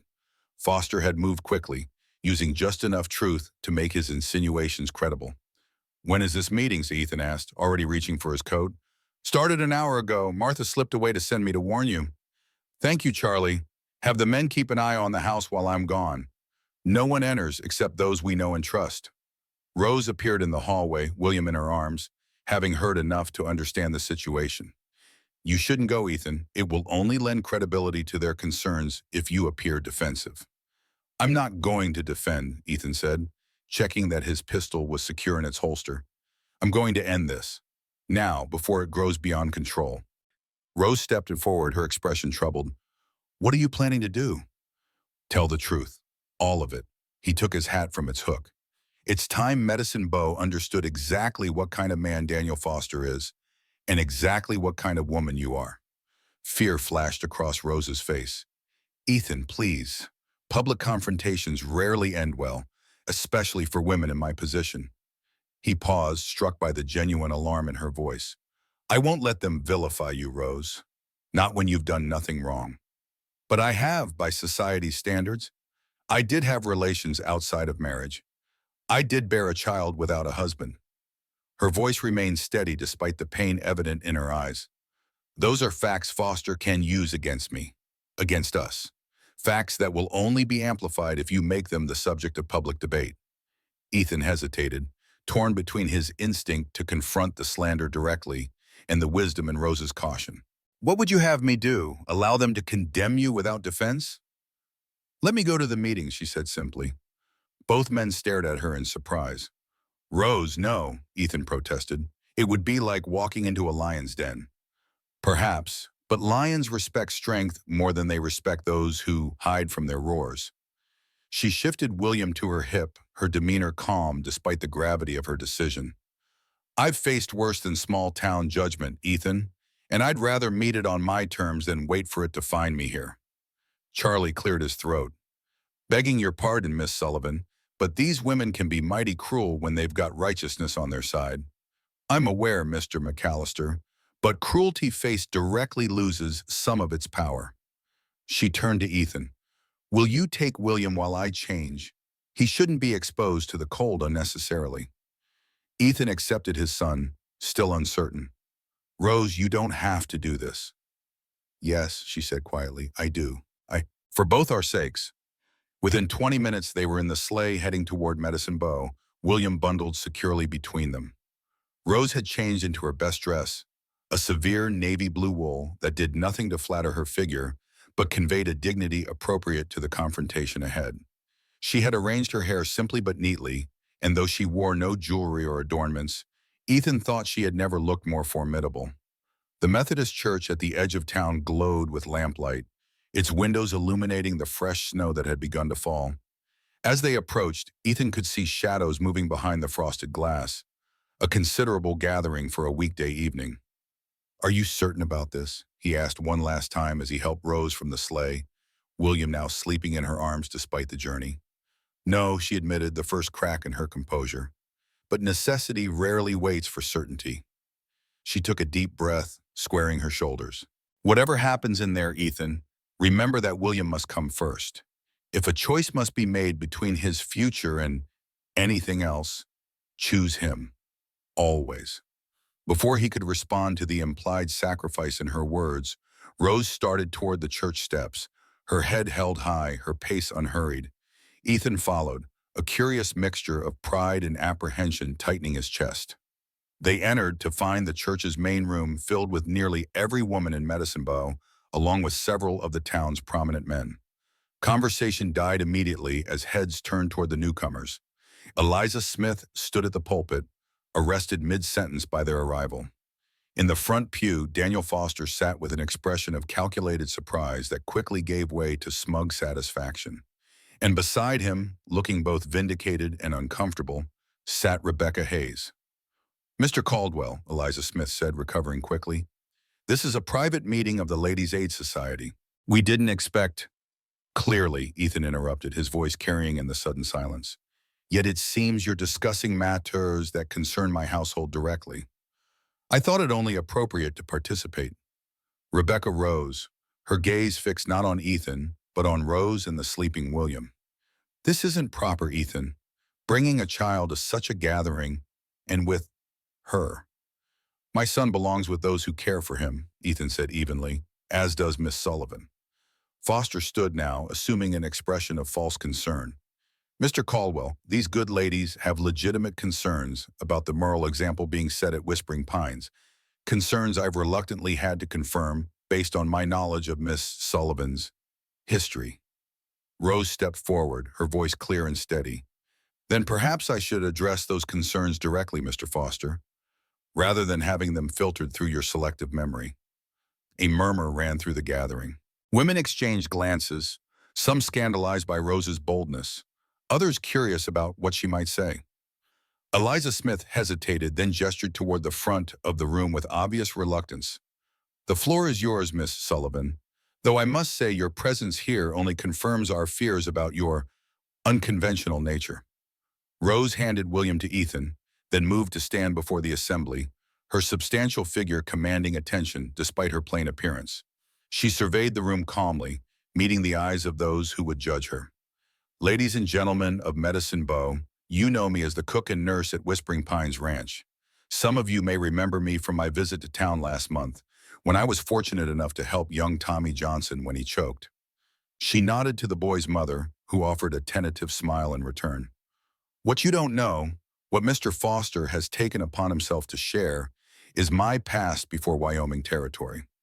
She paused, allowing the anticipation to build. Ethan watched her with growing admiration. She was neither defensive nor apologetic, just matter of fact, as if recounting events that held no power to hurt her anymore. I was a nurse during the war between the states, beginning at age 17. I served in field hospitals in Virginia and Maryland, treating both Union and Confederate wounded. After the war, I continued nursing in Boston, working for a respected physician named Dr. James Harrison. At the mention of the name, Foster shifted uncomfortably, clearly not expecting such direct address of the matter. His son, Thomas, had returned from the war changed, as many young men did. He pursued me with what I believed was honorable intent. I was wrong. Rose's voice remained steady, though Ethan could see the cost in the slight tension of her shoulders. When I discovered I was carrying his child, Thomas denied responsibility. His father dismissed me from my position. And his friend, Mr. Foster, she looked directly at the railroad man, provided false testimony about my character to ensure I would receive no support or justice. Gasps and whispers circulated through the church. Rebecca stared at Foster with new suspicion. My daughter lived 3 days, Rose continued, her composure finally faltering slightly. A fever took her, despite everything I knew, everything I tried. After her burial, I left Boston to rebuild what life I could.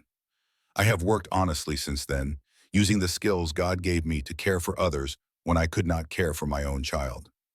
The room had fallen, completely silent. Every face now turned to Rose with expressions ranging from shock to sympathy. I came to Whispering Pines because Mr. Caldwell advertised for a cook. I stayed because his son nearly died of pneumonia the night I arrived, and my training allowed me to save him. There has never been anything improper between Mr. Caldwell and myself. I have served his household with the same professionalism I brought to my nursing career. She straightened to her full height, addressing the entire room, but particularly the women. Judge me if you must. Many have and many will. But know that your judgment falls not just on me, but on every woman who has made mistakes, suffered losses, and still found the courage to continue serving others with whatever strength remains. The silence that followed was profound. Ethan watched as women exchanged glances, some with tears in their eyes, others with thoughtful frowns. Even Eliza Smith seemed affected, her earlier righteousness tempered by Rose's dignity. Foster, however, was not so easily subdued. He rose again, his smile now brittle. A touching story, Miss Sullivan, artfully told, but it doesn't change the facts of your fallen state or the impropriety of your current arrangement with Mr. Caldwell. Before Rose could respond, Rebecca stepped forward, her expression conflicted. Mr. Foster, you assured me your concerns were for William's welfare, that this meeting was about protecting my nephew from harmful influences. She glanced at Rose, then back to Foster. Yet it seems your true motivation is to pressure my brother-in-law into selling his land by attacking Miss Sullivan's character. Foster's smile disappeared entirely. Miss Hayes, I assure you my concerns are legitimate. As are mine, Rebecca interrupted, which is why I find it disturbing that you would use a woman's tragedy and my family's private matters to advance your business interests. A new wave of murmurs spread through the church. The tide was turning, and Foster clearly sensed it. His expression hardened as he changed tactics. Mr. Caldwell, he said, addressing Ethan directly now, the Northwestern Railroad has made you a generous offer for a right-of-way through your property. An offer that could secure your son's future far better than clinging to land that barely sustains your operation. I urge you to consider it carefully before circumstances force a less advantageous resolution. Is that a threat, Foster? Ethan asked quietly. A reality. The railroad is coming through this territory, with or without your cooperation. Not through Whispering Pines. Ethan's voice was steel-wrapped in velvet. My answer is no. It will remain no, regardless of how many meetings you orchestrate or how many pasts you attempt to expose. Foster's face flushed with anger. You're making a serious mistake, Caldwell. One that will affect not just you, but everyone associated with you. The only mistake was allowing you to spread your poison unchallenged. Ethan stepped forward, his patience finally exhausted. You came to my home under the guise of business, but your true purpose was intimidation.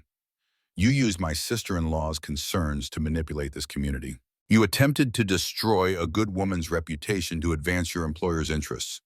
He turned to address the gathering.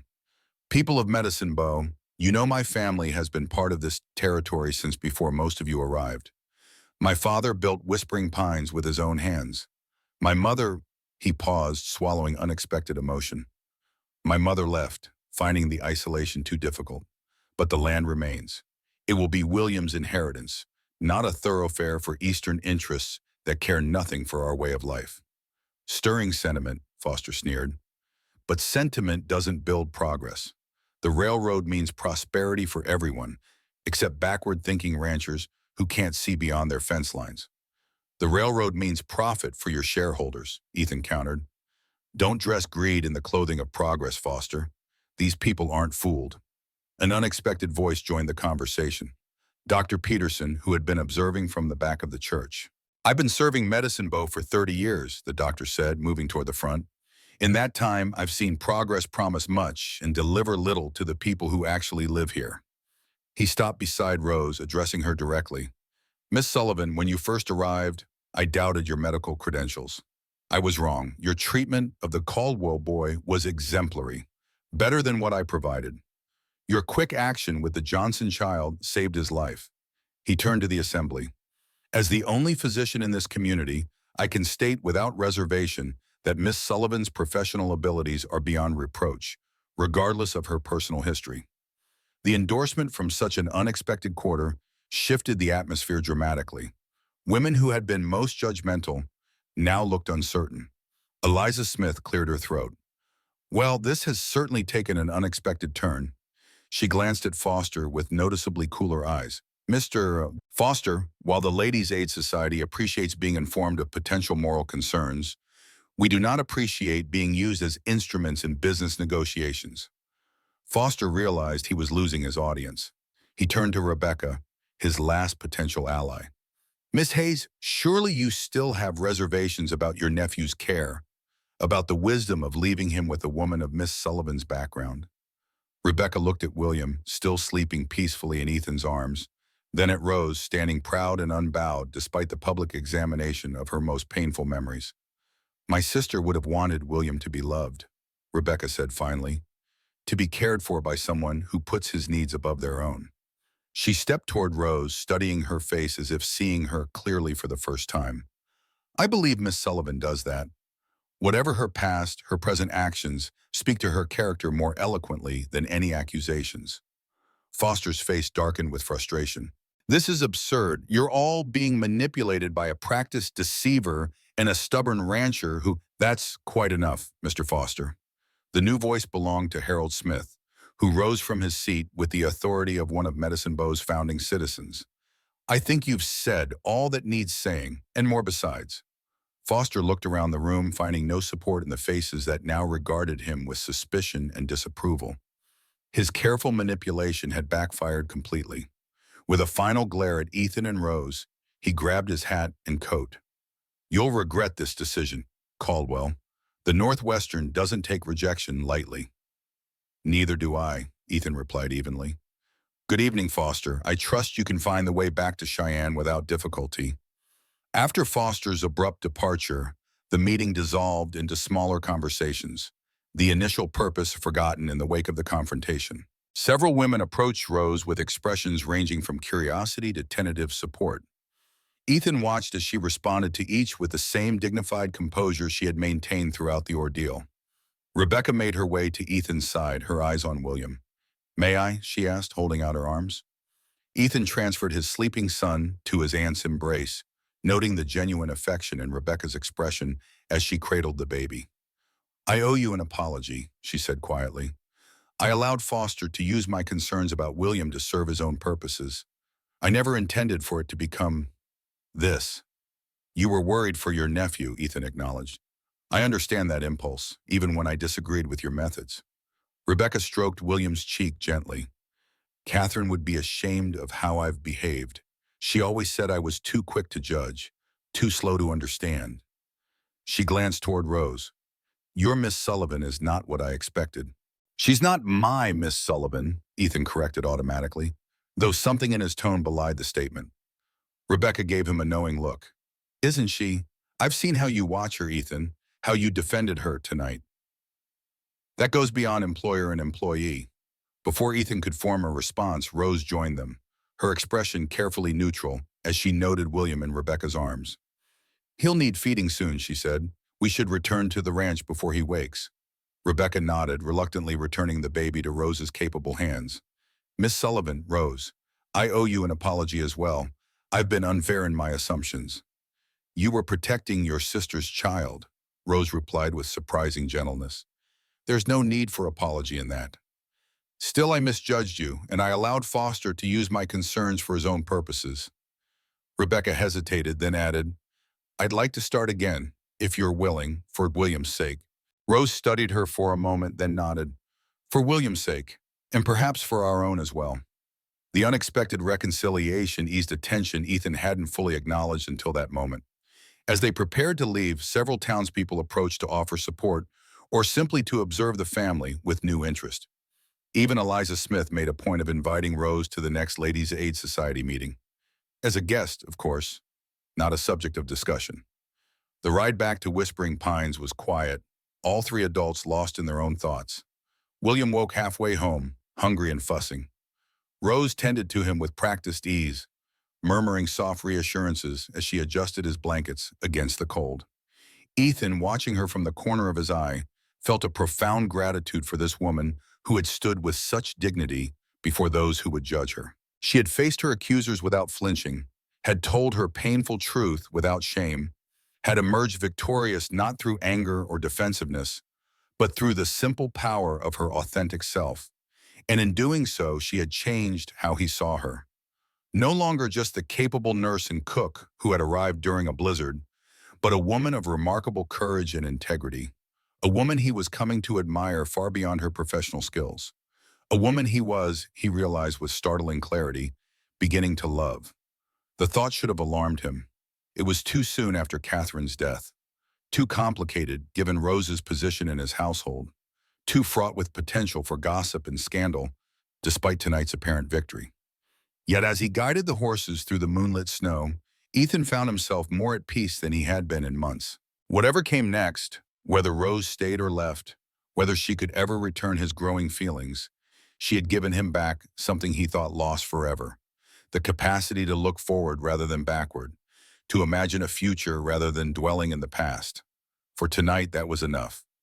March arrived with violent mood swings, bitter cold followed by deceptive warmth, blizzards giving way to days of brilliant sunshine that melted snow into treacherous slush. The world seemed caught between seasons, unable to commit to either winter's retreat or spring's advance. At Whispering Pines, a similar transition was underway. The confrontation in Medicine Bow had altered dynamics both within the ranch and with the surrounding community. Foster had departed for Cheyenne without further harassment, though Ethan remained vigilant for any sign of the railroad's renewed interest. Rebecca had returned to her home but visited weekly, her relationship with Rose evolving into a cautious respect, if not quite friendship. Most significantly, something had shifted between Ethan and Rose. A new awareness charged their interactions, making even mundane conversations feel weighted with unspoken possibilities. They circled each other carefully, neither quite ready to acknowledge the current running beneath their daily routines. Rose continued her efficient management of the household, but Ethan noticed small changes. Fresh flowers on the dining table, curtains opened wider to admit light, books from his library appearing in rooms where they hadn't been before. The house was coming back to life, not as a shrine to Catherine's memory, but as a home for those still living. Ethan, too, found himself emerging from the fog of grief that had enveloped him for months. He spent more time with William, learning the routines Rose had established, gaining confidence in his ability to care for his son. He resumed regular involvement with the ranch operations, riding out with the men, planning spring breeding, ordering supplies for calving season. And he began to notice Rose in ways that went beyond appreciation for her skills. The way sunlight caught the auburn highlights in her hair when she bent over William's crib. The surprising grace in her movements despite her size. the rare, unguarded smile that transformed her plain features into something approaching beauty. One evening in mid-March, Ethan returned from a long day checking fence lines to find the house unusually quiet. No sounds came from the kitchen, where Rose was typically preparing dinner at this hour. No cry or babble from William. For a moment, irrational fear gripped him. Had she finally left, taking his son with her? Had Foster returned with more effective threats? He moved swiftly through the house, calling for Rose, receiving no answer. In the nursery, William's crib stood empty, the blankets disturbed. Panic rising, Ethan was about to summon the ranch hands for a search when he noticed the back door standing slightly ajar. Outside, the day's unusual warmth lingered in the twilight air. Ethan stepped onto the porch and stopped, arrested by the sight before him. Rose sat in the old rocking chair Charlie had brought out earlier that day, William secure in her lap. She was singing softly, the Irish lullaby he had heard that first night, while the baby gurgled and reached for her face with tiny, curious hands. Around them, the last light of day painted the snow-covered yard in shades of gold and rose, creating a tableau of domestic tranquility Ethan had never expected to see again. He remained still, unwilling to break the moment with his presence. But William spotted him, giving a delighted squeal that caused Rose to look up. When she saw Ethan, something flickered in her eyes, pleasure quickly guarded, as if she feared revealing too much. "I hope we didn't worry you," she said. "It was so lovely this evening. I thought William might enjoy some fresh air before sunset." "It's perfect," Ethan said, meaning far more than the weather. Rose seemed to understand, a faint blush coloring her cheeks as she returned her attention to William. "He's been watching the birds at the feeder, already curious about everything." Ethan moved to join them, settling on the porch step near Rose's feet. From this angle, he could see both his son's eager face and Rose's gentle expression as she responded to the baby's attempts at communication. "You're good with him," Ethan observed. "Not for the first time." "Natural in a way I've never managed to be." Rose shook her head slightly. "It's just practice and necessity. When there's no one else to do it, you learn." "I didn't, not well enough." The admission came easily now, without the crushing guilt that had once accompanied it. "If you hadn't arrived that night—" "But I did," Rose said simply, "and now here we are." Here we are. Three small words that encompass so much, the journey from strangers to whatever they were becoming. Not quite family, not merely employer and employee. Something undefined, yet undeniably significant. "Rose," Ethan began, uncertain how to express what he was feeling.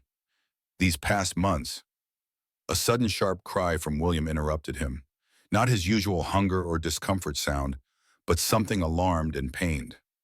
Rose reacted instantly, turning him in her lap to examine his face. "What is it, little one?" she murmured, her practiced hands checking for signs of distress. William cried again, his small body suddenly rigid, his eyes rolling upward in a way that sent ice through Ethan's veins. Before either adult could react further, the baby's limbs began to jerk in rhythmic spasms. "He's seizing," Rose said, her voice calm despite the fear in her eyes. "Help me get him inside. Quickly." Ethan lifted his convulsing son, following Rose's urgent directions as they hurried to the nursery. William's tiny body continued to spasm, his breathing irregular, his lips taking on a bluish tinge that terrified Ethan. "Lay him on the bed," Rose instructed, already gathering supplies from her medical bag, "on his side in case he vomits. Hold him gently, but don't restrain his movements." Ethan did as directed, his heart pounding with helpless fear as William's seizure continued. "What's happening to him? What's wrong with my son?" Rose worked swiftly, checking William's pulse, his pupils, the color of his skin. "It's a seizure, likely triggered by fever." "Did you notice if he felt warm earlier?" "No, I just got home." Guilt and panic threatened to overwhelm Ethan. Is he? "Stay with me, Ethan," Rose said firmly, her gaze locking with his. "William needs both of us calm and focused. Can you do that?" Her steady confidence anchored him. Ethan took a deep breath and nodded. "Tell me what to do." For the next several minutes they worked in concert, Rose directing, Ethan following her instructions precisely as they bathed William's forehead with cool cloths, monitored his breathing, and administered small doses of medicine from Rose's supplies. Gradually the seizure subsided. William's rigid body relaxed, His breathing steadied, though he remained unnaturally quiet and lethargic. "The worst has passed," Rose said, her professional demeanor finally giving way to visible relief. "But we need to watch him carefully. This may not be a simple fever." Ethan looked up sharply. "You think it's related to Catherine's condition? The Carmichael family history?" Rose hesitated, clearly weighing her words. "It's possible. Dr. Peterson mentioned that male Carmichael descendants sometimes show different manifestations. Respiratory issues, heart irregularities. Seizures could be another presentation. What do we do? For now, we treat the symptoms. Keep him cool, hydrated, comfortable." Rose checked William's pulse again, satisfaction in her expression as she found it steady. "If he stabilizes overnight, we can take him to Dr. Peterson tomorrow. If not," she didn't finish the thought. Ethan understood the unspoken implication. If William worsened, the journey to town might do more harm than good. They would be on their own, with only Rose's medical knowledge standing between his son and disaster. "I'll stay with him through the night," Rose said. "You should rest while you can. We may need to—" "No," Ethan interrupted. "I'm staying too. We'll watch him together." Rose didn't argue, merely nodded and continued her methodical care. As the night deepened around them, they established a quiet rhythm, taking turns monitoring William's breathing, refreshing cool cloths for his forehead, administering small sips of medicine when he stirred. They spoke little, communicating through glances and slight gestures, united in their focus on the child who had brought them together. Around midnight, William's fever spiked again. Rose moved with increased urgency, preparing a steam treatment with herbs Ethan didn't recognize, guiding him in how to hold the baby at the precise angle needed to ease his labored breathing. "I need you to help me with something," Rose said, her expression grave. "It's unorthodox, but I've seen it work with similar cases during the war." "Anything," Ethan said without hesitation. "Ice." Rose gestured toward the window, where late winter still held the world in its grip. Fresh snow packed in cloths, applied to specific points, neck, wrists, groin, can reduce dangerous fever quickly when other methods fail. Ethan didn't question her, simply pulled on his coat and boots and hurried outside. The night air bit at his exposed skin as he gathered clean snow in a bucket, working as fast as possible to return to his son. Back in the nursery, they packed the snow into small cloths, applying them exactly as Rose directed. William whimpered at the cold, but didn't fight as they might have feared. Within minutes, his skin began to cool, his breathing easing noticeably. "It's working," Ethan said, relief flooding his voice. Rose nodded, her focus unwavering as she monitored every sign. "The next hour is critical. If the fever stays down, he should rest more comfortably." They continued their vigilance, replacing snowpacks as they melted, checking vital signs, murmuring reassurances to William even when he seemed unaware. Eventually, the baby drifted into what appeared to be normal sleep. His color improved, his breathing regular. Only then did Rose allow herself to sink into the rocking chair beside the crib, exhaustion evident in the slump of her shoulders. Ethan sat on the floor nearby, his back against the wall, equally drained. "You saved him," Ethan said quietly. "Again." Rose shook her head. "We saved him. Together." She looked at William's sleeping form with an expression of such tender concern that Ethan's heart constricted. "He's stronger than we give him credit for. A fighter." "Like his nurse," Ethan said, holding her gaze when she glanced up in surprise. "You never give up, do you? Not on William. Not on yourself." A shadow crossed Rose's face. "I gave up once. After my daughter died, I thought perhaps God was punishing me for my sins." She looked down at her hands, still capable and steady despite the night's ordeal. "It took me years to understand that suffering isn't always punishment. Sometimes it's just life, and how we respond to it shapes who we become." The quiet confession moved Ethan deeply. Before he could respond, Rose continued, her voice barely above a whisper. "When I came here, I expected another temporary position, another place to work until circumstances changed or people grew uncomfortable with my presence." She glanced around the nursery, at the home she had helped restore. "I didn't expect to find belonging."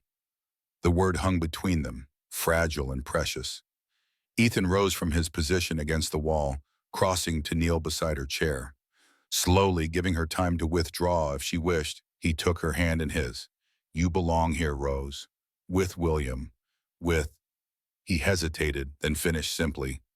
With me. Her eyes widened, hope and fear battling in their depths. Ethan, you don't have to. I'm not offering out of gratitude, he interrupted gently, or pity, or any reason except the truth. His thumb traced circles on the back of her hand. I've watched you these past months. Your strength, your kindness, your unwavering devotion to a child not your own. I've seen how you transformed this house from a monument to grief into a home again. How you face judgment without bitterness. How you meet each day with quiet courage. Rose remained still, her expression a mixture of disbelief and longing. I'm not Catherine, she said finally. I'll never be young or beautiful or graceful. I'm just... You're exactly who you are, Ethan finished for her. And that's who I've come to care for. Not a replacement for Catherine. Not an idealized vision. Just Rose. Stubborn, capable, remarkable Rose. Tears filled her eyes, though she blinked them back with characteristic determination. This is unexpected, she said, attempting practical composure even as her voice wavered. And perhaps unwise. The town has only just begun to accept my presence here. If they thought we were... I don't give a damn what they think, Ethan said with quiet intensity. I spent too long caring about appearances, about meeting expectations. Life is too short, Rose. Catherine's death taught me that, if nothing else. A small sound from the crib interrupted them. Both turned immediately toward William, who had stirred, but not awakened. The moment of emotional vulnerability passed, replaced by shared concern for the child. We should continue monitoring him, Rose said, withdrawing her hand from Ethan's grasp with obvious reluctance. The danger isn't fully past. Ethan nodded, accepting the deferral of their conversation. I'll make coffee. It's going to be a long night. As he moved toward the door, Rose called after him softly, Ethan? When he turned, she offered a small, genuine smile. Thank you for seeing me as I am. Always, he promised, a pledge that encompassed far more than this moment. By dawn, William's crisis had passed. The baby woke hungry and alert, with no sign of the previous night's seizure except a lingering tiredness. Rose, who had dozed in the rocking chair while Ethan kept watch, examined him thoroughly before pronouncing him stable enough for a journey to town later that day. We still need Dr. Peterson to evaluate him, she insisted when Ethan questioned whether the trip was necessary. If this is related to the Carmichael condition, we need to establish a treatment protocol, and I want to ensure there's no underlying infection we've missed. Ethan agreed, recognizing the wisdom in her caution. As Rose went to prepare breakfast and gather supplies for the journey, he remained with William, watching his son's peaceful face with a new awareness of life's fragility and its preciousness. The night's crisis had shaken them both, creating yet another bond between them, the shared experience of fighting for William's life. It was as if the seizure had torn away the last barriers of formality, leaving only the raw truth of what they meant to each other. But neither had found the words to acknowledge this shift, both focused instead on the practical necessities of ensuring William's care. Later that morning, as they prepared the sleigh for the trip to Medicine Bow, Rebecca arrived unexpectedly. She looked pale and drawn, her usual impeccable appearance slightly disheveled. I had a dream, she explained, embarrassment coloring her admission. William was ill. I know it sounds foolish, but I couldn't shake the feeling that something was wrong. Rose and Ethan exchanged glances, mutual surprise giving way to understanding. Not foolish at all, Rose said gently. William had a seizure last night. We're taking him to Dr. Peterson to be examined. Rebecca's face drained of what little color remained. A seizure like Mother had before she died? The question confirmed what Rose had suspected since reading Catherine's journal. You know about the Carmichael condition, she said, not an accusation but a simple statement. Rebecca nodded, sinking onto a kitchen chair as if her legs could no longer support her. Catherine and I both knew. Our grandmother, our mother. We watched them suffer from headaches that became seizures, then worse. Mother died when Catherine was 15, I was 11. The doctors told us then that it runs in families, that we might both carry it. Why didn't Catherine tell Ethan? Rose asked the question that had troubled her since discovering the journal. Rebecca looked down at her clasped hands. She was afraid he wouldn't marry her if he knew, that he'd refuse to have children with her for fear of passing it on. She wanted a family so desperately. She looked up at Ethan with pleading eyes. She thought the joy of motherhood was worth the risk. She never expected to die so young. Ethan had remained silent during this exchange, absorbing the revelation with quiet intensity. Now he spoke, his voice controlled despite the emotion evident in his eyes. She made that choice for both of us. For William. She loved you, Rebecca said simply, and she wanted William more than anything, even knowing the risk. A heavy silence fell, broken only by William's soft babbling from his basket. Finally, Rose spoke, her practical nature asserting itself. What matters now is William's care. And yours, Rebecca. At the younger woman's startled look, she continued, if this condition runs in the Carmichael family, you should be monitored as well, especially since you're of an age when symptoms might begin to manifest. Rebecca paled further. I've had headaches, behind my eyes, just like Mother described before. Then you'll come with us to see Dr. Peterson, Rose said firmly. We'll face this together, as a family. When the word family hung in the air, unexpected yet somehow right. Rebecca glanced between Rose and Ethan, noting something in their posture, their shared concern, that she hadn't observed before. Things have changed between you, she said quietly, since the meeting at the church. Ethan met Rose's gaze across the kitchen, unspoken feelings passing between them. Yes, he acknowledged simply, they have. Rebecca studied them both for a long moment, then nodded as if coming to a decision. Catherine would approve, I think. She always said you needed someone strong beside you, someone who could stand firm when life turned harsh. She looked at Rose with new respect. I believe she would have liked you, Miss Sullivan, despite your differences. The unexpected blessing brought tears to Rose's eyes, though she blinked them away with characteristic restraint. Thank you, Rebecca. That means more than you know. The journey to Medicine Bow was undertaken in a spirit of shared purpose that would have seemed impossible just weeks before. Dr. Peterson examined both William and Rebecca thoroughly, confirming Rose's suspicions about the Carmichael condition while offering more hope than they had dared expect. The male presentation is indeed milder, he explained as they sat in his office, William sleeping peacefully in Rose's arms. William's seizure was likely triggered by a simple childhood fever, exacerbated by the inherited tendency. With proper care and monitoring, he could live a normal lifespan. For Rebecca, the prognosis was more complex. The headaches she'd experienced were consistent with early symptoms, but new treatments were being developed that might manage the condition better than in her mother's time. Miss Sullivan's medical knowledge will be invaluable, Dr. Peterson said, addressing Ethan directly. Her experience with neurological cases during the war exceeds my own. I would suggest a collaborative approach to both patients' care. Ethan nodded, his decision already made. Rose will remain at Whispering Pines as long as she wishes, in whatever capacity she chooses. The doctor raised an eyebrow at the deliberate ambiguity of the statement, but made no comment beyond a slight smile. Excellent. Then I suggest we establish a regular schedule for examinations and develop a treatment protocol for both William and Miss Hayes. The discussion continued, medical details and practical arrangements blending into a plan that offered structure and hope for the future. Throughout, Ethan noticed how naturally Rose participated, her knowledge respected, her suggestions valued, her presence essential rather than auxiliary.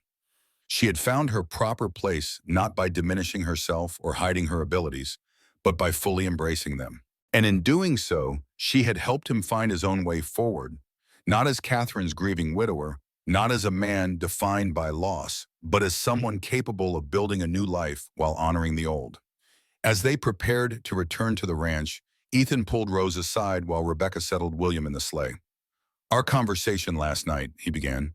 Before William's seizure, I meant what I said, Rose. She met his gaze steadily, though color rose in her cheeks. As did I, but Ethan, there's so much to consider. William's condition, Rebecca's health, the ranch's reputation. All important, he acknowledged. All reasons to move carefully, thoughtfully. He took her hand, drawing her slightly closer.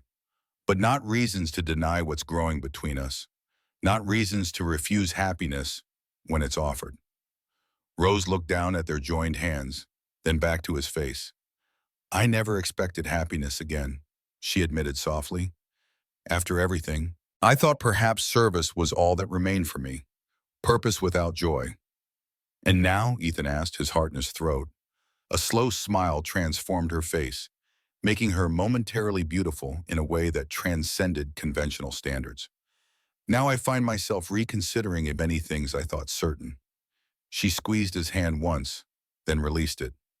But we have time, Ethan. No need to rush what's still unfolding. He nodded, accepting her wisdom even as desire urged him forward. Time, he agreed, but not endless time. Life has taught us both that lesson too well. Rose's expression softened with understanding. Yes, not endless time, just enough to be sure. For William's sake, for all our sakes. It was neither rejection nor acceptance, but something more precious, a promise to consider possibilities that once seemed impossible. For Ethan, who had lived so long in the shadow of loss, it was more than enough. In the weeks that followed, their unspoken understanding gave them both space to consider what might be possible, while the Wyoming winter slowly loosened its grip on the land. Spring came to Wyoming territory not in gentle stages, but with sudden, overwhelming force. Snow retreated in great rushing meltwater streams. Grass emerged overnight, painting the hills with vibrant green. Trees budded and bloomed in explosive displays that transformed the landscape within days. At Whispering Pines, similar transformations occurred. William grew stronger daily, developing a robust personality that combined Catherine's determination with Ethan's quiet observance. Rebecca visited regularly, her condition stable under Rose's careful monitoring and Dr. Peterson's treatment.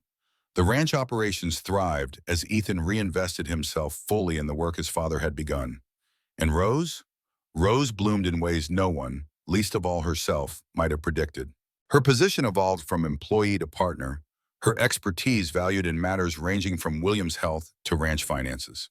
She established a small garden behind the kitchen, herbs and vegetables taking root in soil. She worked with the same capable hands that managed household and medical care.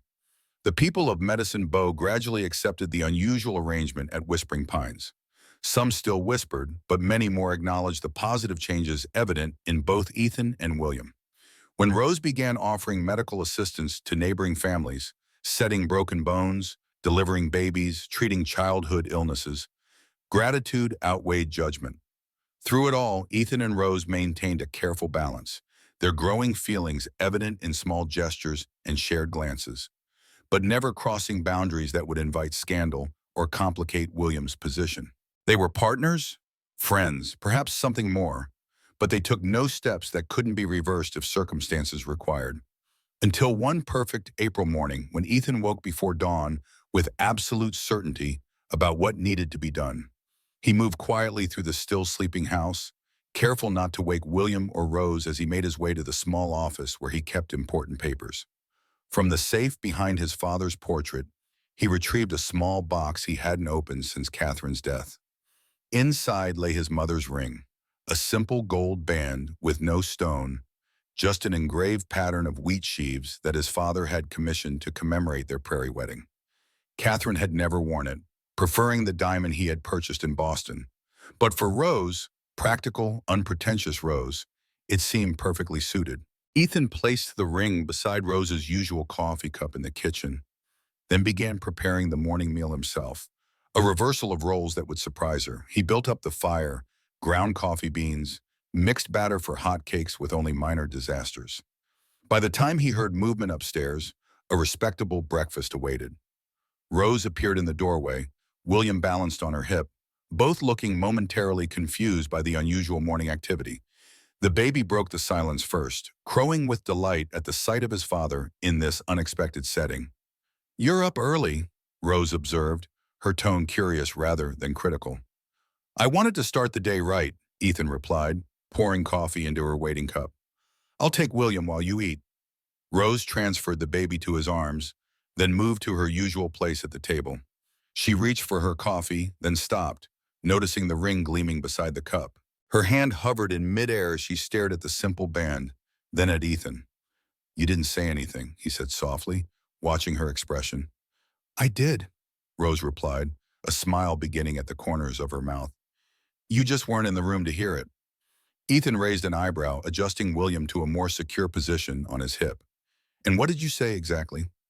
Rose picked up the ring, turning it to catch the morning light. "I said yes," she answered simply, "to whatever question that ring represents." "It represents many questions," Ethan said, moving to stand before her. "Will you stay at Whispering Pines, not as an employee but as its mistress? Will you help me raise William as his mother, not just his nurse? Will you build a life with me that honors our pasts without being constrained by them?" Rose looked up at him, her eyes bright with unshed tears. "Yes to all of those questions, and more besides." She held out the ring. "But I think you're supposed to put this on my finger, not leave it by my coffee cup." Ethan laughed, the sound so free and joyful that William giggled in response. "I'll marry you," he said, taking the ring and sliding it onto her finger with hands that trembled slightly. "If you promise to teach me to make decent hotcakes, these are terrible." Rose's laughter joined his, full-throated and unrestrained. "That seems a fair exchange, though I believe traditional vows mention other commitments." "We've never been traditional," Ethan pointed out, pulling her gently to her feet, William still balanced between them. "Why start now?" Her answer was lost as William reached for her face, tiny fingers finding the silver streak in her hair that hadn't been there when she first arrived.